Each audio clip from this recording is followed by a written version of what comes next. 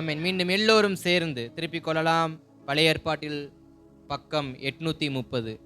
பழைய ஏற்பாட்டில் பக்கம் 830, 830.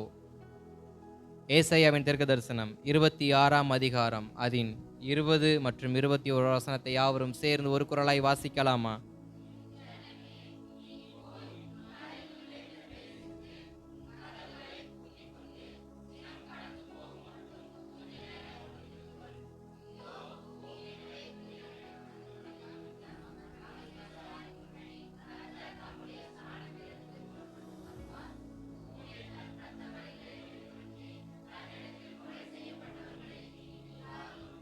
ஸ்தோத்திரம். அல்லேலூயா. இங்க ஏசாயா தன்னுடைய தீர்க்கதரிசன வார்த்தையில ஒரு வார்த்தையை சொல்றாரு. என்ன வார்த்தைனா, கொஞ்ச காலம் என் ஜனமே நீ போய் உன் அறைக்குள்ளே பிரவேசித்து உன் கதவுகளை பூட்டி கொண்டு சினம் கடந்து போகும் மட்டும் கொஞ்ச காலம் ஒளித்துக்கொள். கொஞ்ச காலம் ஒளித்துக்கொள். இன்றைக்கு நாம் தியானிக்க போகிற வார்த்தை என்னவென்றால், சினம் கடந்து போகும் மட்டும் கொஞ்ச காலம் ஒளித்துக்கொள். கொஞ்ச காலம் ஒளித்துக்கொள். பொதுவா நம் தேவன் எப்படிப்பட்டவரா இருப்பார்னா, தமது ஜனத்துக்கு விரோதமா யாராவது எழும்புனாங்கன்னு வச்சுங்களேன், ஒரு கை பார்க்காம விட மாட்டார். தமது ஜனத்துக்கு விரோதமா யாராவது எழும்புனாக்க அவர்களை ஒரு கை பார்க்காம விட மாட்டார். அப்படிப்பட்ட தேவன் சொல்ற ஒரு வார்த்தை, சினம் கடந்து போகும் மட்டும் கொஞ்ச காலம் ஒளிந்திரு, ஒளித்துக்கொள்.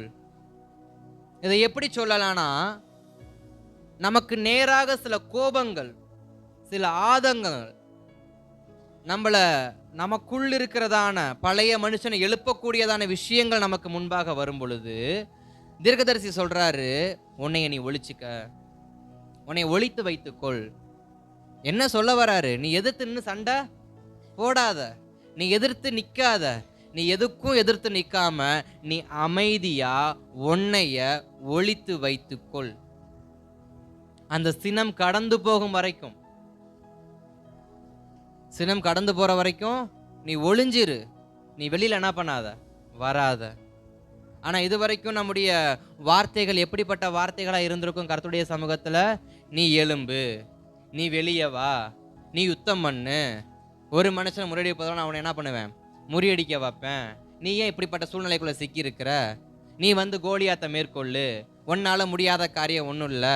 கர்த்தர் தமது ஜனத்தோடு இருப்பாரு, அவர் தமது ஜனத்துக்காக யுத்தம் பண்ணுவார். இப்படி எல்லாமே கர்த்தருடைய வார்த்தை இருக்கு. ஆனா இங்க சொல்ற வார்த்தை மட்டும் கொஞ்சம் டிஃப்ரெண்டா இருக்கு. நீ கொஞ்ச நாள் போய் ஒளிஞ்சிரு. நீ கொஞ்ச நாள் அப்பனா என்ன அர்த்தம்? அது என்ன சொல்லுவாங்க, தலைமறைவா என்ன பண்ணு, போய் இருந்துக்க. நீ யாருங்கிறத வெளியில சொல்லாத, உன் பெயரை சொல்லாத, உன் ஊரை சொல்லாத, உன் அடைமொழியை சொல்லாத. நீ போய் தலைமறைவா கொஞ்ச நாள் என்ன பண்ணு, இரு அப்படிங்கிற வார்த்தையை கொடுக்குற. சொல்றப்ப சேர்த்து ஒரு வார்த்தையை மேல சொல்றாரு, நீ போய் உன் அறைக்குள் பிரவேசித்து, உன் அறைக்குள் பிரவேசித்து உன் கதவுகளை பூட்டு. உன் அறைக்குள் பிரவேசித்து கதவுகளை பூட்டி கொண்டு. அப்ப இரண்டு வார்த்தை. நீ என்ன பண்ணணுமா, நாம நம்முடைய வாழ்க்கையில அநேக விதமான கோபங்கள் நமக்கு முன்பாக எழும்பி வரும் பொழுது, சத்துருக்கள் வெள்ளம் போல் நம்மை மேற்கொள்ள வரும் பொழுது, அநேக பார்வோன்கள், நேபுகாத் நேச்சார்கள், அசிரியர்கள், பாபிலோனியர்கள் நம்ம எதிர்த்து வரும் பொழுது நாம் செய்ய வேண்டியது ஒரே ஒரு காரியம், நமது அறை வீடாகிய ஜெப வீட்டுக்குள் போய் நம்மை ஜெபத்துக்குள் மறைத்து கொள்ள வேண்டுமா? மறைஞ்சுக்கோ அப்படின்னாக்க வேகமா போயிட்டு வீட்டை டாப்பா போட்டு வீட்டுக்குள்ள போயிட்டு போர்வையை போத்திட்டு கட்டில் கீழே போய் படுத்துக்கிறது கிடையாது. எப்படிப்பட்ட மறைவா இருக்கணுமா? ஜெப அறைக்குள் போய் உன் ஜெப அறை கதவை பூட்டி உன் ஜெப அறைக்குள் ஒளிந்திருன்னு சொல்றாரு. அப்ப இன்றைக்கு கர்த்தருடைய வார்த்தை எப்படின்னா, நமக்கு இந்த மாசம் கொடுத்த வாக்குத்தத்தம் என்ன? உன்னதமானவரின் மறைவில் இருக்கிறவன். அப்ப இங்க சொல்ற வார்த்தை, நாம் எந்த அளவுக்கு கர்த்தருடைய சமூகத்துக்குள் நம்மை மறைத்து வைத்து கொள்ளுகிறோமோ அந்த அளவுக்கு நாம் காப்பாற்றப்படுவது நிச்சயம். அல்லேலூயா. நாம் எழும்பி சிலம்பம் பண்ணுவது அல்ல, நாம் எழுப்பி போராடுவது அல்ல, நாம் யுத்தம் பண்ணுவதல்ல, மறைந்து இருக்கணும். இன்னைக்கு நமக்கு சண்டை போட தெரியும், நமக்கு சண்டை போட தெரியும், பேச்சுக்கு பேச்சு பேச தெரியும், ஒரு பேச்சுக்கு 4 பேச்சு எதிர்த்து பேச தெரியும். ஆனா நமக்கு என்ன தெரியாதுன்னா, பேசுற பேச்சுக்கு வாயை கட்டிக்கிட்டு அமைதியா இருக்க தெரியாது. நம்ம ஒண்ணு சொல்லுவோம்ல, பொதுவாகவே சொல்லுவாங்க, அவன் 10 அடி அடிச்சா அவன் திரும்பி ஒரு அடியாவது அடிக்காம வந்தா அவனுக்கு என்ன இல்லை, அவன் அர்த்தமே இல்லை அப்படின்னு ஒரு பேர் என்ன பண்ணிடும். ஆனா இங்க வேதம் சொல்லுகிறது, நீ அடக்கி கொண்டு ஒளிந்திரு. எதற்கு? உன்னை எப்படிப்பட்ட சூழ்நிலைக்கு தள்ளப்பட்டாலும் நாம் செய்ய வேண்டிய ஒரே ஒரு காரியம் மறைந்து இருக்க வேண்டும். எங்கே? தேவ சமூகத்தில்.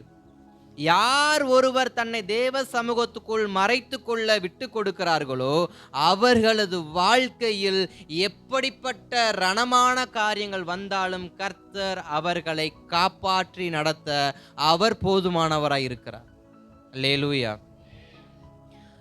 நமக்கு நோவாவை குறித்து நல்லா தெரியும். திருப்பிக் கொள்ளுங்கள், ஆதியாகமத்தின் புஸ்தகம் 7ஆம் அதிகாரத்தின் 16வது வசனத்தை வாசிக்கலாமா? ஆதியாகமத்தின் புஸ்தகம் 7ஆம் அதிகாரம் அதன் 16வது வசனத்தை நாம் வாசிக்கலாமா? தேவன் அவனுக்கு கட்டளையிட்டபடி ஆணும் பெண்ணுமாக சகலவித மாம்ச ஜந்துக்களும் உள்ளே பிரவேசித்தன. அப்பொழுது கர்த்தர் அவனை உள்ளே விட்டு கதவை அடைத்தார். இந்த அறைக்குள் பிரவேசிக்கின்ற வார்த்தையை நான் சொன்னேன் பார்த்தீங்களா? இந்த அறைக்குள் பிரவேசிப்பது என்றால் கர்த்தர் நமக்கு நியமிக்கிற இடத்திற்கு போவது. கர்த்தர் நமக்கு நியமிக்கப்பட்ட இடத்துக்கு போறது. அறைக்குள் பிரவேசிக்கிறோம், ஓடுற ஓட்டத்துக்கு ஏதோ ஒரு வீட்டுக்குள்ள பூந்து கதவை போட்டுட்டு உட்காந்து ஜெபம் பண்றது கிடையாது. நமக்கு கர்த்தர் எந்த அறையை கொடுத்திருக்கிறார்? நமக்கு ஒரு வீட்டை கொடுத்திருக்கிறார், வீட்டுக்குள் ஒரு ஜெப அறையை கொடுத்திருக்கிறார், நமக்கு ஒரு சபையை கொடுத்திருக்கிறார், சபைக்குள் ஜெபிக்கும்படியான கிருபைகளை கர்த்தர் வைத்திருக்கிறார். அப்படிப்பட்ட இடத்துல போய் என்ன பண்ணணும்?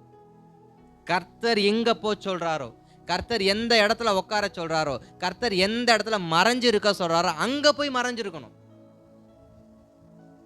நோவா நினைச்சிருந்தா, நோவாவுடைய பேழை எந்த மலையில் நின்று இருந்துச்சு? அரராத் மலையில் நின்று இருந்துச்சு. அப்ப அரராத் மலைக்கு கீழே தான் ஜலம் பூரா என்ன பண்ணுது. அப்ப நோவா என்ன பண்ணிருக்கலாம்? கர்த்தர் ஜலத்தை கொண்டு வரேன்னு சொன்னாரு, அதனால உயர்ந்த மலையில போய் என்ன பண்ணிருக்கலாம்? லோத்து போனார் பார்த்தீங்களா?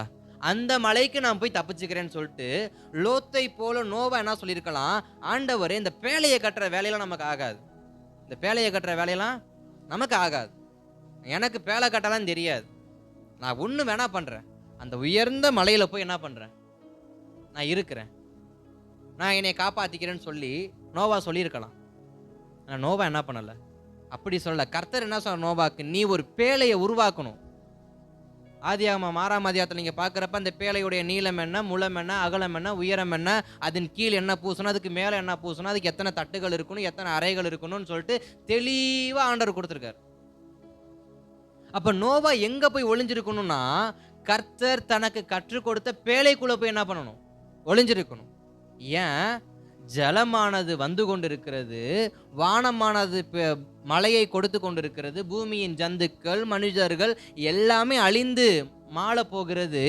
நீ காப்பாற்றப்பட வேண்டும் என்றால் நான் உனக்கு சொன்ன இடத்தில் போய் என்ன பண்ணணும்? இன்றைக்கு நமக்கு அநேக நேரத்துல நாம் காப்பாற்றப்பட நினைக்கிறோம், ஆனா கர்த்தர் சொன்ன இடத்துல போய் என்ன பண்ண தெரியல, ஒளிஞ்சிக்க தெரியல. கர்த்தர் நமக்கு எந்த இடத்தை காமிக்கிறார்? பேழை என்பது பொதுவாக சபையை தான் குறிக்கும், இரண்டாவது அது குடும்பத்தை குறிக்கும். அப்ப நாம் எங்க முதலாவது போய் ஒளியணுமா? நமக்கு ஆபத்து வரும் பொழுது சபையில போய் ஒளியணும். கர்த்தருடைய ஆலயத்துல போய் என்ன பண்ணணும்? ஒளிஞ்சுக்கணும். எப்படி ஒளிஞ்சுக்கணுமா? ஜெபத்தில். ஜெபத்தில். எவ்வளவாய் ஒருவர் ஜெபத்தில் கர்த்தருடைய சமூகத்தில் அமர்ந்து தங்களை ஒளித்துக் கொள்ளுகிறார்களோ அவர்களுக்கு முன்பாக வரக்கூடிய அனைத்து விக்கினங்களுக்கும் கர்த்தர் தப்புவிப்பார். நோவா பேழைக்குள் போனதுனால நோவாவை உள்ள விட்டு கர்த்தர் பேழையின் கதவை அடைத்து 150 நாட்கள் 150 நாட்கள் மழை பெய்து கொண்டிருக்க, சொல்லப்போனா 1 வருட காலங்களாக நோவா எதுக்குள்ள இருந்தாரு? பேழைக்குள்ள. ஒரு வருட காலங்களாய் பேழைக்குள்ள இருந்த நோவா கர்த்தருடைய வார்த்தை வந்ததுக்கு அப்புறமா காக்காவை அனுப்புனார். அப்புறமா என்ன அனுப்புனார்? புறாவை அனுப்புனார். அவர் அவசரப்பட்டு எதுவுமே என்ன பண்ணல. ஜன்னலை திறந்து பார்த்தா உள்ள என்ன பண்ணியிருக்கோம்? தண்ணி தலை புரண்டு உள்ள ஓடி இருக்கும். அப்புறம் கப்பல் எது தண்ணி எதுன்னு தெரியாம வாழ்க்கை என்ன பண்ணியிருக்கும்? அநேக நேரத்தில் கர்த்தருடைய வார்த்தை வர வரைக்கும் நீங்க கர்த்தருடைய சமூகத்தில் ஒளிஞ்சிருங்க, மறைஞ்சிருங்க, மறைவாவே இருங்க, தப்பே இல்லை. வெளிப்பட வேண்டும் வெளிப்பட வேண்டும் என்று சொல்லி வெளிப்பட்டு ஒன்றும் நம்ம சாதிக்க போறதில்லை. கர்த்தர் நம்மை வெளிப்பட பண்ணும் வரைக்கும் வேலைக்குள் பத்திரமா உங்க ஜெப அறைக்குள்ள சபைக்குள்ள வார்த்தை வர வரைக்கும் அமைதியா இருங்க. வார்த்தை வந்ததுக்கு அப்புறம் நீங்க புறப்படுவீர்கள் என்றால் உங்களுக்கு முன்பாக வர இருந்த ஆபத்துக்கு நீங்க தப்புவிக்கப்பட்டவர்களாய் காணப்படுவீர்கள். அல்லேலூயா. நாம் தப்புவிக்கப்படணும்னா நோவாவை போல பேழைக்குள் பத்திரமாய் நுழைந்து கொண்டு அரை கதவை பூட்டி கொண்டு கர்த்தர் வெளியே வர சொல்ற வரைக்கும் நம்ம உள்ள போய் என்ன பண்ணிக்கணும்? பத்திரமா ஒளிஞ்சுக்கணும். ஏன்னா நோவாவின் நாட்கள் நடந்தது போல மனுஷகுமார நாட்கள் வரும்பொழுது என்ன பண்ணும்? நடக்கும். அப்ப இது எதுக்கு முன்னுதாரணமா இருக்கு? அவருடைய வருகைக்கு முன்னுதாரணமா இருக்கு. இயேசு சீக்கிரம் என்ன பண்ண போறாரு? வரப்போகிறார். அவருடைய வருகை சீக்கிரமா இருக்கு. அவர் தாமதிக்கிறார் என்று அநேகர் சொன்னாலும் அவர் எல்லா ஜனங்களும் ரட்சிக்கப்பட வேண்டும் என்பதற்காகவே தாமதிக்கிறார் என்று வேதம் சொல்லுகிறது. அப்ப தாமதிக்கிற தேவன் எதற்காக தாமதிக்கிறார்? நாம் இன்னும் ஒளிஞ்சு கொள்ளல, போய் இன்னும் நாம் என்ன பண்ணல, பேழைக்குள்ள ஒளியல. இன்னும் பேழைக்குள்ள ஒளியாத எத்தனையோ ஜனங்கள் இருக்கிறாங்க. நோவாவின் பேழைக்குள்ள 8 பேர் தான் இருந்தாங்க. ஆனா கர்த்தருடைய சபைக்குள்ள பல கோடி பேர் கர்த்தர் ஒன்று எதிர்பார்க்கிறார். அதற்காக அவர் தாமதப்படுத்தி கொண்டிருக்கிறாரு. ஆனால் ரட்சிக்கப்பட்ட நாமோ அதை நம் கரத்தில் எடுத்துக்கொண்டு அநேக நேரத்தில் கர்த்தருடைய மறைவில் இருப்பதை விட வேற இடங்களில் இருப்பதை நம்ம என்ன பண்றோம்? அதிகமா விரும்புறோம். தயவா ஒரு வார்த்தையை நான் சொல்ல விரும்புறேன். நீங்க காப்பாற்றப்படணும்னா, நீங்க தப்புவிக்கப்படணும்னா, உங்க உயிர் பிழைக்கணும்னா, உங்க ஆத்மா காக்கப்படணும்னா, நீங்க எல்லாவற்றிற்கும் விலகி நீங்க சந்தோஷமான வாழ்க்கை வாழணும்னா உங்களுக்கு ஒரே இடம் கர்த்தருடைய சமூகம் மட்டும்தான். கர்த்தருக்குள் மறைந்திருப்பது மட்டும்தான். மற்ற ஜனங்களைப் போல நோவாவும் பேழையை கட்டாம நான் மலை மேலே ஏறி உட்காந்துருக்கேன்னா நோவா என்னைக்கும் என்ன பண்ணியிருப்பாரு? மூழ்கியே செத்துருப்பார். சாப்பிட ஆகாரம் அப்படி இருக்காது, கிடைச்சிருக்காது. குளிர் ஜோளம் வந்தோ, டைப்பாய்டு வந்தோ, ஜன்னி வந்து என்ன பண்ணியிருப்பாரு? போயிருப்பார். ஆனால் கர்த்தர் சொன்னபடியே பேழையை கட்டி பேழைக்குள் பிரவேசித்து தன் ஜீவனை அவர் காத்துக்கொண்டார். தன் ஜீவனை அவர் காத்துக்கொண்டு நம்முடைய ஜீவன் காக்கப்படுவதற்கு கர்த்தருடைய சமூகத்திற்குள் கர்த்தருடைய பேழைக்குள் நம்மளை ஒளித்துக் கொள்வோம் என்றால் கர்த்தர் நம்மை பாதுகாக்க உண்மை உள்ளவர். அல்லேலூயா. காரணம் மனுஷகுமாரன் சீக்கிரம் வரப்போகிறார். எத்தனையோ கொடிய சம்பவங்கள் நடக்க போகுது. நான் ஜெபிக்கிறப்போ ஒரு வார்த்தையை ஆண்டவர் எனக்கு கொடுத்தாரு. நீ இதுவரைக்கும் பார்த்ததை விட நீ சம்பவிக்க போறது அதிகம். இதுவரை நாம் கேள்விப்பட்டதை விட நீ சம்பவிக்க போறது அதிகம். தப்புவிக்கிறது உத்தமம் தேவ சமூகத்துக்கு. இதுவரைக்கும் பார்த்த கொரோனாவை விட, தீயை விட, ஜலப்பிரயத்தை விட பெரிய ஒரு சம்பவத்தை கர்த்தர் கொண்டு வர போறார். அந்த கொடிய நாட்களுக்கு, அந்த சினத்துக்கு தப்பணும்னா தேவ சமூகத்தில் ஒளிந்திருக்கணும். வரக்கூடிய சினத்துக்கு தப்பணும்னா தேவ ஜனங்கள் சபைக்குள் ஒளிந்து ஜெபிக்கிறவர்களா என்ன பண்ணணும்? மாறணும். பெரிய காரியத்தை கொண்டு வர போறார். ஆனால் என்ன காரியம் என்ன பண்ணல தெரியல. எழுதப்பட்ட காரியம் நிறைவேற போதா இல்லை நேர்மாறான காரியத்தை எதுவும் கர்த்தர் நடத்த போறாரான்னு தெரியல. எதிர்பாராத ஒரு காரியம் எதிர்பாராத நேரத்தில் நமக்கு வர காத்து கொண்டு இருக்கிறது. அதற்கு தப்புவிக்கும்படியே இன்றைக்கு கர்த்தர் வார்த்தையை கொடுக்கிறாரு. சபைக்குள் ஒளிந்து கொள், தேவ சமூகத்துக்குள் ஒளிந்து கொள். எவ்வளவாய் ஒளிந்து கொள்கிறியோ அவ்வளவாய் காப்பாற்றப்படுவாய். அல்லேலூயா. இரண்டாவது ஒரு வார்த்தையை நம்ம வாசிக்கலாம்.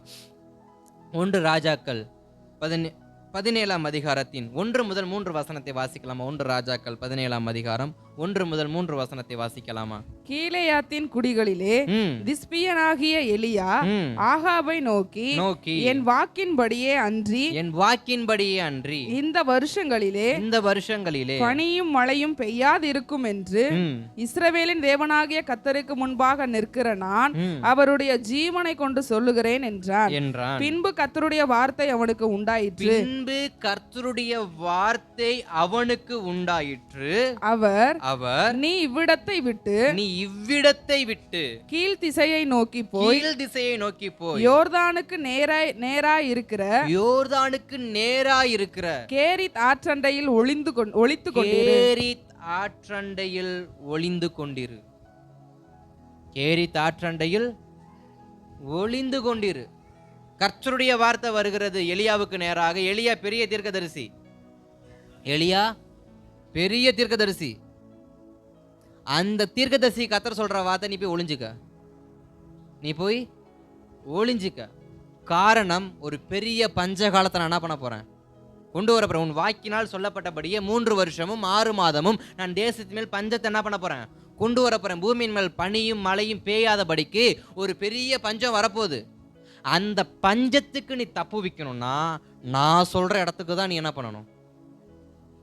யோர்தான் கண்ணுக்கு முன்பாக இருக்கு, ஆனா கர்த்தர் சொல்ற யோர்தானுக்கு நேரா இருக்கிற கேரித்துக்கு என்ன பண்ணு, அங்கேயும் மாமிசம் செயல்படாதபடிக்கு. உனக்கு முன்பாக பாதை இருக்கும், நமக்கு முன்பாக வாசல்கள் திறக்கப்படும், நமக்கு முன்பாக வாய்ப்புகள் கொடுக்கப்படும். ஆனா கர்த்தர் சொன்ன இடத்துக்கு போனா மட்டும்தான் ஜீவன் காப்பாற்றப்படும். யோர்தான் முன்னாடி தானே இருக்கு, யோர்தான்லயே இருந்திருக்கலாம்ல எலியா. எலியா யோர்தான்லயே இருந்திருக்கலாம், அங்கேயும் தண்ணி வரும். ஆனா கர்த்தர் சொல்றார், நீ யோர்தான்ல இருக்காத, கேரித்துக்கு போ. நீ கேரித்துக்கு போ. நீ கேரித்துக்கு போவனா உன்னைய போஷிக்கும்படி நான் அங்க என்ன பண்ணுவேன், என்னுடைய காக்காவை என்ன பண்ணுவேன், அனுப்புவேன். நாம் போஷிக்கப்பட கர்த்தர் அனுப்புகிற இடத்துக்கு போனா போதும். நம்முடைய குடும்பம் போஷிக்கப்பட கர்த்தர் அனுப்புகிற இடத்துக்கு போனா போதும். அவர் எங்க ஒளிய சொன்னாலும் ஒளிஞ்சிருப்பது நமக்கு நல்லது. அடுத்த வார்த்தையை கொடுக்கிறாரு, கேரித் ஆற்றண்டை வற்றி போயிட்டு நீ நேர சாரிபாத் விதைவை வீட்டுக்கு என்ன பண்ணு, அடுத்து அங்க போ. எலியாவை குறித்து ஆண்டவருக்கு நல்லா தெரியும். எலியாவால் என்ன பண்ண முடியாது, ஆகாரம் இல்லாம இருக்க முடியாது. அவருக்கு சாப்பாடு முக்கியம், சாப்பாடு வேணும் அவருக்கு. அதனாலதான் அவர் கேட்கிறாரு, தீர்க்கதரிசனம் சொல்லிட்டேன், இப்ப கேரித் ஆற்றண்டைக்கு போனா நான் எப்படி சாப்பிடுவேன், எப்படி நான் போஷிக்கப்படுவேன், காக்கா வரும். விதவை வீட்டுக்கு போனா அங்க யாரு போஷிப்பா, அந்த அம்மாவே இன்னைக்கும் நாளைக்குன்னு சாக கிடக்குது. இருக்கிறது ஒரு பிடி மாவு பிசைஞ்சு தின்னுட்டு நானும் என் மகனும் செத்து போறோன்னு அந்த அம்மா இருக்கு. நீங்க அந்த அம்மா வீட்டுக்கு போச்சுங்களா, அந்த அம்மா எப்படி கேட்கிறார், நீ போயா, நீ போஷிக்கப்படணும்னா நான் சொல்ற இடத்துக்கு போய் தான் ஆகணும். நம்முடைய வாழ்க்கை போஷிக்கப்படணும், நம்முடைய வாழ்க்கை பலமுள்ளதா இருக்கணும்னா, நம்முடைய வாழ்க்கையில நாம் மரணத்துக்கு தப்ப வேண்டும் என்றால், பஞ்சத்துக்கு தப்ப வேண்டும் என்றால், தேவ கோபத்துக்கு தப்ப வேண்டும் என்றால், தேவ கிருபைக்கு நம்ம சிக்கிக்கொண்டு தேவ கிருபையோடு நம்ம ஐக்கப்பட வேண்டும் என்றால், கர்த்தர் நம்ம எந்த இடத்துக்கு போக சொல்றாரோ அந்த இடத்துல போய் நம்மளை ஒளித்திருப்போம்னு சொன்னா கர்த்தர் நம்மை போஷிக்க உண்மை உள்ளவராக இருக்கிறார். 1 வருஷம் 2 வருஷம் இல்ல, 3 வருஷம் 6 மாதம். 1 வாரம் காக்கா எலியாவை போஷிக்கல, 1 மாசம் காக்கா எலியாவை போஷிக்கல, ஏதோ கொஞ்ச காலம் சாரிபாத் விதவை வந்து எலியாவை போஷிக்கல. 3 வருஷம் 6 மாதம் யாரால போஷிக்க முடியும்? இப்ப நம்ம சமீப நாட்கள்ல கொரோனா வந்துச்சு, நம்ம எல்லாருக்கும் நல்லா தெரியும். அந்த நாட்கள்ல சாதாரண அரிசி பருப்பு வாங்குறதுக்கு எவ்வளவு கஷ்டப்பட்டோம். யாராவது கொடுக்க மாட்டாங்களா, நம்ம வீடு தேடி வராதா, கடை ஒரு கடையும் திறக்கல. சில இடங்கள்ல தெரியாம வீடுகளில் வைத்து வித்து கொண்டிருந்தவங்க உண்டு. அதை வாங்க போனா ஊர் எல்லையில இருக்கிற போலீஸ்காரங்க என்ன பண்ணுவாங்க, ஓடி வீட்டை பார்த்து விரட்டி விட்டுருவாங்க. எவ்வளவு கஷ்டப்பட்டோம் அந்த காலத்துல. ஆனா எலியாவுக்கு காகத்தை கொண்டு கர்த்தர் போஷித்தார். யாரை கொண்டு கர்த்தர் போஷித்தார்? காகத்தை கொண்டு கர்த்தர் போஷித்தார். எனக்கு ஒரு நல்ல விஷயம் ஞாபகத்துக்கு வருது. அதே லாக்டவுன் டைம்ல நான் எங்கள் பைபிள் காலேஜில் லாக் ஆகிட்டேன். லாக்டவுன் டைம்ல பைபிள் காலேஜில் நல்லா லாக் ஆகிட்டேன், வீட்டுக்கு போக முடியல. எப்படி யாரையும் பார்க்க முடியல. பைபிள் காலேஜில் படிக்கிற பசங்க எல்லாம் வீட்டுக்கு போயிட்டாங்க. என் கூட இருக்கிறது 2 பேர். வைரஸ் ஒரு பக்கம் கோயம்புத்தூர்ல தான் ஃபர்ஸ்ட் அதிகமாக பரவுச்சு. அப்படிப்பட்ட நிலைமையில நான் யோசிச்சு பார்த்தேன், ஆண்டவரே வெறும் செவுத்துக்கனே வாடனா வச்சிருக்கிறீங்க இந்த இடத்துல கூட்டு வந்து. பசங்க இருந்தப்ப வாடனா இருந்தா கூட பொண்ணு தெரிஞ்சுக்கல, வெறும் கல் செவரு தான் இருக்கு, இதுல நான் வாடனா உட்காரணுமான்னு ரொம்ப யோசிச்சேன். ஆனா கர்த்தர் நேர்த்தியா நடத்தினார். அந்த 6 மாசம் அந்த காம்பவுண்டை விட்டு நான் என்ன பண்ணல, வெளியில வரல. ஆனா எங்களுக்கு வேண்டிய சகலத்தையும் கர்த்தர் காம்பவுண்டுக்குள்ள கொண்டு வர வச்சார். ஒருவேளை எங்க அப்பா வீட்டுக்கு நான் போயிருந்தாலோ, இல்ல நான் இந்த ஊழிய ஸ்தலத்துக்கு வந்திருந்தாலோ, நான் இந்த அளவுக்கு போஷிக்கப்பட்டிருப்பேன்னு எனக்கு நிஜமா தெரியல. ஆனா கர்த்தர் நேர்த்திய 4 செவுத்துக்குள்ள வச்சிருந்தாலும், யார் மூஞ்சையும் பார்க்காம வச்சிருந்தாலும், அவ்வளவு நேர்த்தியா கர்த்தர் போஷித்தார். அரிசி உள்ள வரும், பருப்பு உள்ள வரும், எல்லாம் உள்ள வரும். நமக்கும் சமைக்க தெரியுமா? பிரச்சனையே இல்லாம போயிருச்சு. அதுவும் கர்த்தர் எலியாவை எப்படி போஷித்தாரோ, அப்பத்தையும் இறைச்சியும் கொடுத்து போஷித்தது போல எங்களையும் இறைச்சியை கொண்டே கர்த்தர் என்ன பண்ணாரு? போஷித்தார். நாம் போஷிக்கப்படுவதற்கு கர்த்தர் நம்மை எந்த இடத்தில் அமரச் சொல்லுகிறாரோ அந்த இடத்தில் ஒளிந்திருப்பது கர்த்தர் நம்மை போஷிப்பதற்காக. கர்த்தர் நம்மை போஷிப்பதற்கு. ஆண்டவர் இந்த இடத்துல எதுவுமே நல்லா இருக்காதுப்பா. எலியா நினைக்கலாம், என்னால காக்கா கொடுக்குற சாப்பாட்டில் என்ன பண்ண முடியாது, நான் ரொம்ப ஹைஜீனிக்கான ஆளு. சில பேர்லாம் இருக்கிறாங்க, ஒரு பாப்பா ஒருத்தி இருக்கிறா, வச்சு வச்சு கொடுத்தா என்ன பண்ண மாட்டான், சாப்பிட்டு ஊட்டி விட்டா கூட என்ன பண்ண மாட்டான், சாப்பிட மாட்டான். அந்தளவுக்கு ஹைஜென்டியான ஆள் எலியாவாக இருந்திருந்தா, எலியா நான் ரொம்ப சுத்தக்காரனாக்கும், நான் காக்கா வாயில் இருந்தாலும் எதையும் என்ன பண்ண மாட்டேன், வாங்கி சாப்பிட மாட்டேன், நான் அப்படிலாம் கிடையாது அப்படின்னு நீங்கள் சொல்கிற இடத்துல உட்காந்தா எனக்கு நீங்கள் தூதனை கொண்டு போஷித்தா போஷிங்க, காக்காவை கொண்டு போஷா நான் வேறு இடத்துக்கு ஓடிடுவேன்னு எலியா என்ன பண்ணலை. கர்த்தர் என்ன சொன்னாரோ, காக்கா வந்து சோறு கொடுக்குதா, பரவாயில்ல கொடுத்துட்டு போட்டோம். கேரி தாற்றில் ஓடக்கூடிய தண்ணீரை குடிக்க சொல்கிறா, மொண்டு குடிச்சிட்டு போவோம். கற்றுக்கொள்ள வேண்டியது ஒன்றே ஒன்று, கர்த்தர் நம்ம எப்படி நடத்துகிறார் என்பது நமக்கு முக்கியம் இல்லை. நம்மளை கர்த்தர் நிம்மதியாக வச்சுருக்காரா, அதான் முக்கியம். நம்மளை கர்த்தர் நிம்மதியாக வச்சுருக்காரா, கர்த்தர் நம்மளை சமாதானத்தோடு வச்சுருக்காரா, அது போதுமே. இல்லாத எதுக்கு போய் கதறி கதறி அழுதுகிட்டு, சமாதானத்தோடு வச்சுருக்காருல்ல, நிம்மதியாக தூக்கம் வருதில்ல படுத்தா. எலியாக்கு என்ன வேலை, ஜெபிக்கிற வேலையா? தேசத்துக்கு சாபத்தை கொடுத்துட்டு அவர் பாட்டுக்கு வந்துட்டார். 3 வருஷம் 6 மாதம் மழை பெய்யாதுன்னு எலியாவுக்கு நல்லா தெரியும். இப்போ எலியாவுக்கு ஜெபிக்கிற வேலையே, எலியா தேசத்தில் மழை பெய்யணும்னு ஜெபிக்கிற அவசியம் கிடையாது. எலியாவுக்கு புல்லு பூண்டு கிடைக்கணும்னு ஜெபிக்கிற அவசியம் கிடையாது. மிருக ஜீவன்கள் எந்த ஜெபிக்கிற வேலையும் எலியா கிடையாது. எலியாவுக்கு இருக்கிற ஒரே ஒரு வேலை, சாப்பிட்ணும் தூங்கணும், சாப்பிட்ணும் தூங்கணும். கர்த்தர் சொல்கிற இடத்துக்கு போனால் இப்படி தான் கர்த்தர் நம்மளையும் நடத்துவார். அல்லேலூயா. கடினமான காரியத்தை கர்த்தர் நமக்கு கொடுக்க மாட்டார். போக சொல்கிற இடம் வேணால் கொஞ்சம் கஷ்டமாக இருக்கும். இங்கே எப்படி நான் இருக்க போகிறேன், தங்க போகிறேன், வாழ போகிறேன், போயிட்டோன்னு வச்சுங்களேன், நடத்துகிற விதம் இருக்குது பாருங்கள், அவ்வளவு இதாக இருக்கும். லக்ஸூரியாக என்ன பண்ணுவார், நடத்துவார். பஞ்ச காலம்தான், ஆனால் எலியா போஷிக்கப்பட்டார். காரணம், கர்த்தர் ஒளிந்து கொண்ட சொன்ன இடத்துல போய் ஒளிந்து கொண்டதால். கேரி தாற்றங்களை போய் ஒளிஞ்சுக்கானா பரவாயில்ல, நான் கேரி தாற்றலே இப்போ என்ன பண்ணுறேன், ஒளிஞ்சுக்கிறேன். கர்த்தருடைய சமூகத்துக்குள்ள வாங்க. நிறைய நேரம் இதுக்கெல்லாம் ஜெபிக்கணுமா, கர்த்தருடைய சமூகத்தில் போய் உட்காரணுமா? இல்லை, உட்காந்து தான் ஆகணும், உட்காந்து தான் ஆகணும். இது என்னால் கொண்டு வர முடியும், எலியாவால் நான் சமைச்சிக்க முடியும்னு எலியா சொல்லியிருக்கலாம்ல. எனக்கு நீங்கள் காக்காவை மட்டும் அனுப்பேன், காக்காவை சுட்டு நான் என்ன பண்ணிக்கிறேன், என்னுடைய கை பக்குவத்துக்கு, என் டேஸ்ட்டுக்கு ஒரு காடையோ ஒரு கவுதாரியோ ஒரு முயலோ எதையோ ஒன்று நீங்கள் கொண்டு வாங்க, நான் என் கை பக்குவத்துக்கு சமைச்சு நான் சாப்பிட்டுக்கிறேன்னு எலியா என்ன பண்ணிக்கலாம் சொல்லியிருக்கேன். எலியா அதெல்லாம் சொல்ல, நான் உட்கார ஆண்டவர், நீங்கள் கொடுக்குறத நான் என்ன பண்ணுறேன், சாப்பிட்டுக்கிறேன். நீங்கள் போகிற இடத்துக்கு போகிறேன், நீங்கள் சாப்பிட்ற சொல்கிறத நான் சாப்பிட்டுக்கிறேன். 3 வருஷம் 6 மாதம் எலியா காப்பாற்றப்பட்டார். நாம் காப்பாற்றப்பட தேவ சமூகத்தில் தேவன் சொல்லுகிற இடத்தில் ஒளிந்திருந்தால் கர்த்தர் நம்மையும் காப்பாற்ற உண்மை உள்ளவர். இன்னொரு பஞ்ச காலம் வரும், புல்லு பூண்டு முளைக்காத காலம் நமக்கு வரும். நாம் காப்பாற்றப்பட கர்த்தருடைய சமூகத்தில் பதுங்கி இருப்போம் என்றால் அவர் நம்மை நடத்தி கொண்டே போவார். அல்லேலூயா. அடுத்து 3ஆவதாக திருப்பிக் கொள்ளுங்க. ஸ்தோத்திரம். ஆதியாகமத்தின் புஸ்தகம் 32ஆம் அதிகாரம் 22வது வசனத்தை வாசிக்கலாம். ஆதியாகமம் 32 அதன் 22. ராத்திரியில் வாசிங்க வாசிங்க வாசிங்க. ராத்திரியில் எழுந்திருந்து தன் 2 மனைவிகளையும் தன் 2 பணிவிடைக்காரிகளையும் தன்னுடைய 11 குமாரரையும் கூட்டிக் கொண்டு யாபோக்கு என்கிற ஆற்றின் துறையை கடந்தான். ஸ்தோத்திரம். யாக்கோபு குறித்து இங்க ஒரு நல்ல ஒரு வார்த்தையை கொடுக்கப்பட்டிருக்கு. யாக்கோபுக்கும் ஏசாவுக்கும் ஒரு விரோதம், யாக்கோபுக்கும் ஏசாவுக்கும் விரோதம். ஏசா யாக்கோப வெறுக்கிறான், யாக்கோபு ஏசாவுக்கு பயப்படுறான். இப்படிப்பட்ட சூழ்நிலையில தன் பிள்ளைகளை குறித்து யாக்கோபுக்கு ஒரு பெரிய பாரம். தன் பிள்ளைகளை குறித்து யாக்கோபுக்கு ஒரு பெரிய பாரம். ஒரு பக்கம் குடும்பத்தை ஏமாத்தியாச்சு, அது ரெண்டாவது. இப்ப தனக்கு பிறந்த பிள்ளைகள் நிமித்தம் யாக்கோபு ரொம்ப பாரமா இருக்காரு. ஏன்னா லேவியின் சிமியோன்னு சேர்ந்து என்ன பண்ணிட்டாங்க, ஒரு ஊரே நாசம் பண்ணிட்டாங்க. லேவியின் சிமியோன்னு சேர்ந்து ஒரு ஊரே நாசம் பண்ணிட்டாங்க. இப்ப தன் பிள்ளைகளை துரத்தி கொண்டு ஒரு கூட்டம் இருக்கு.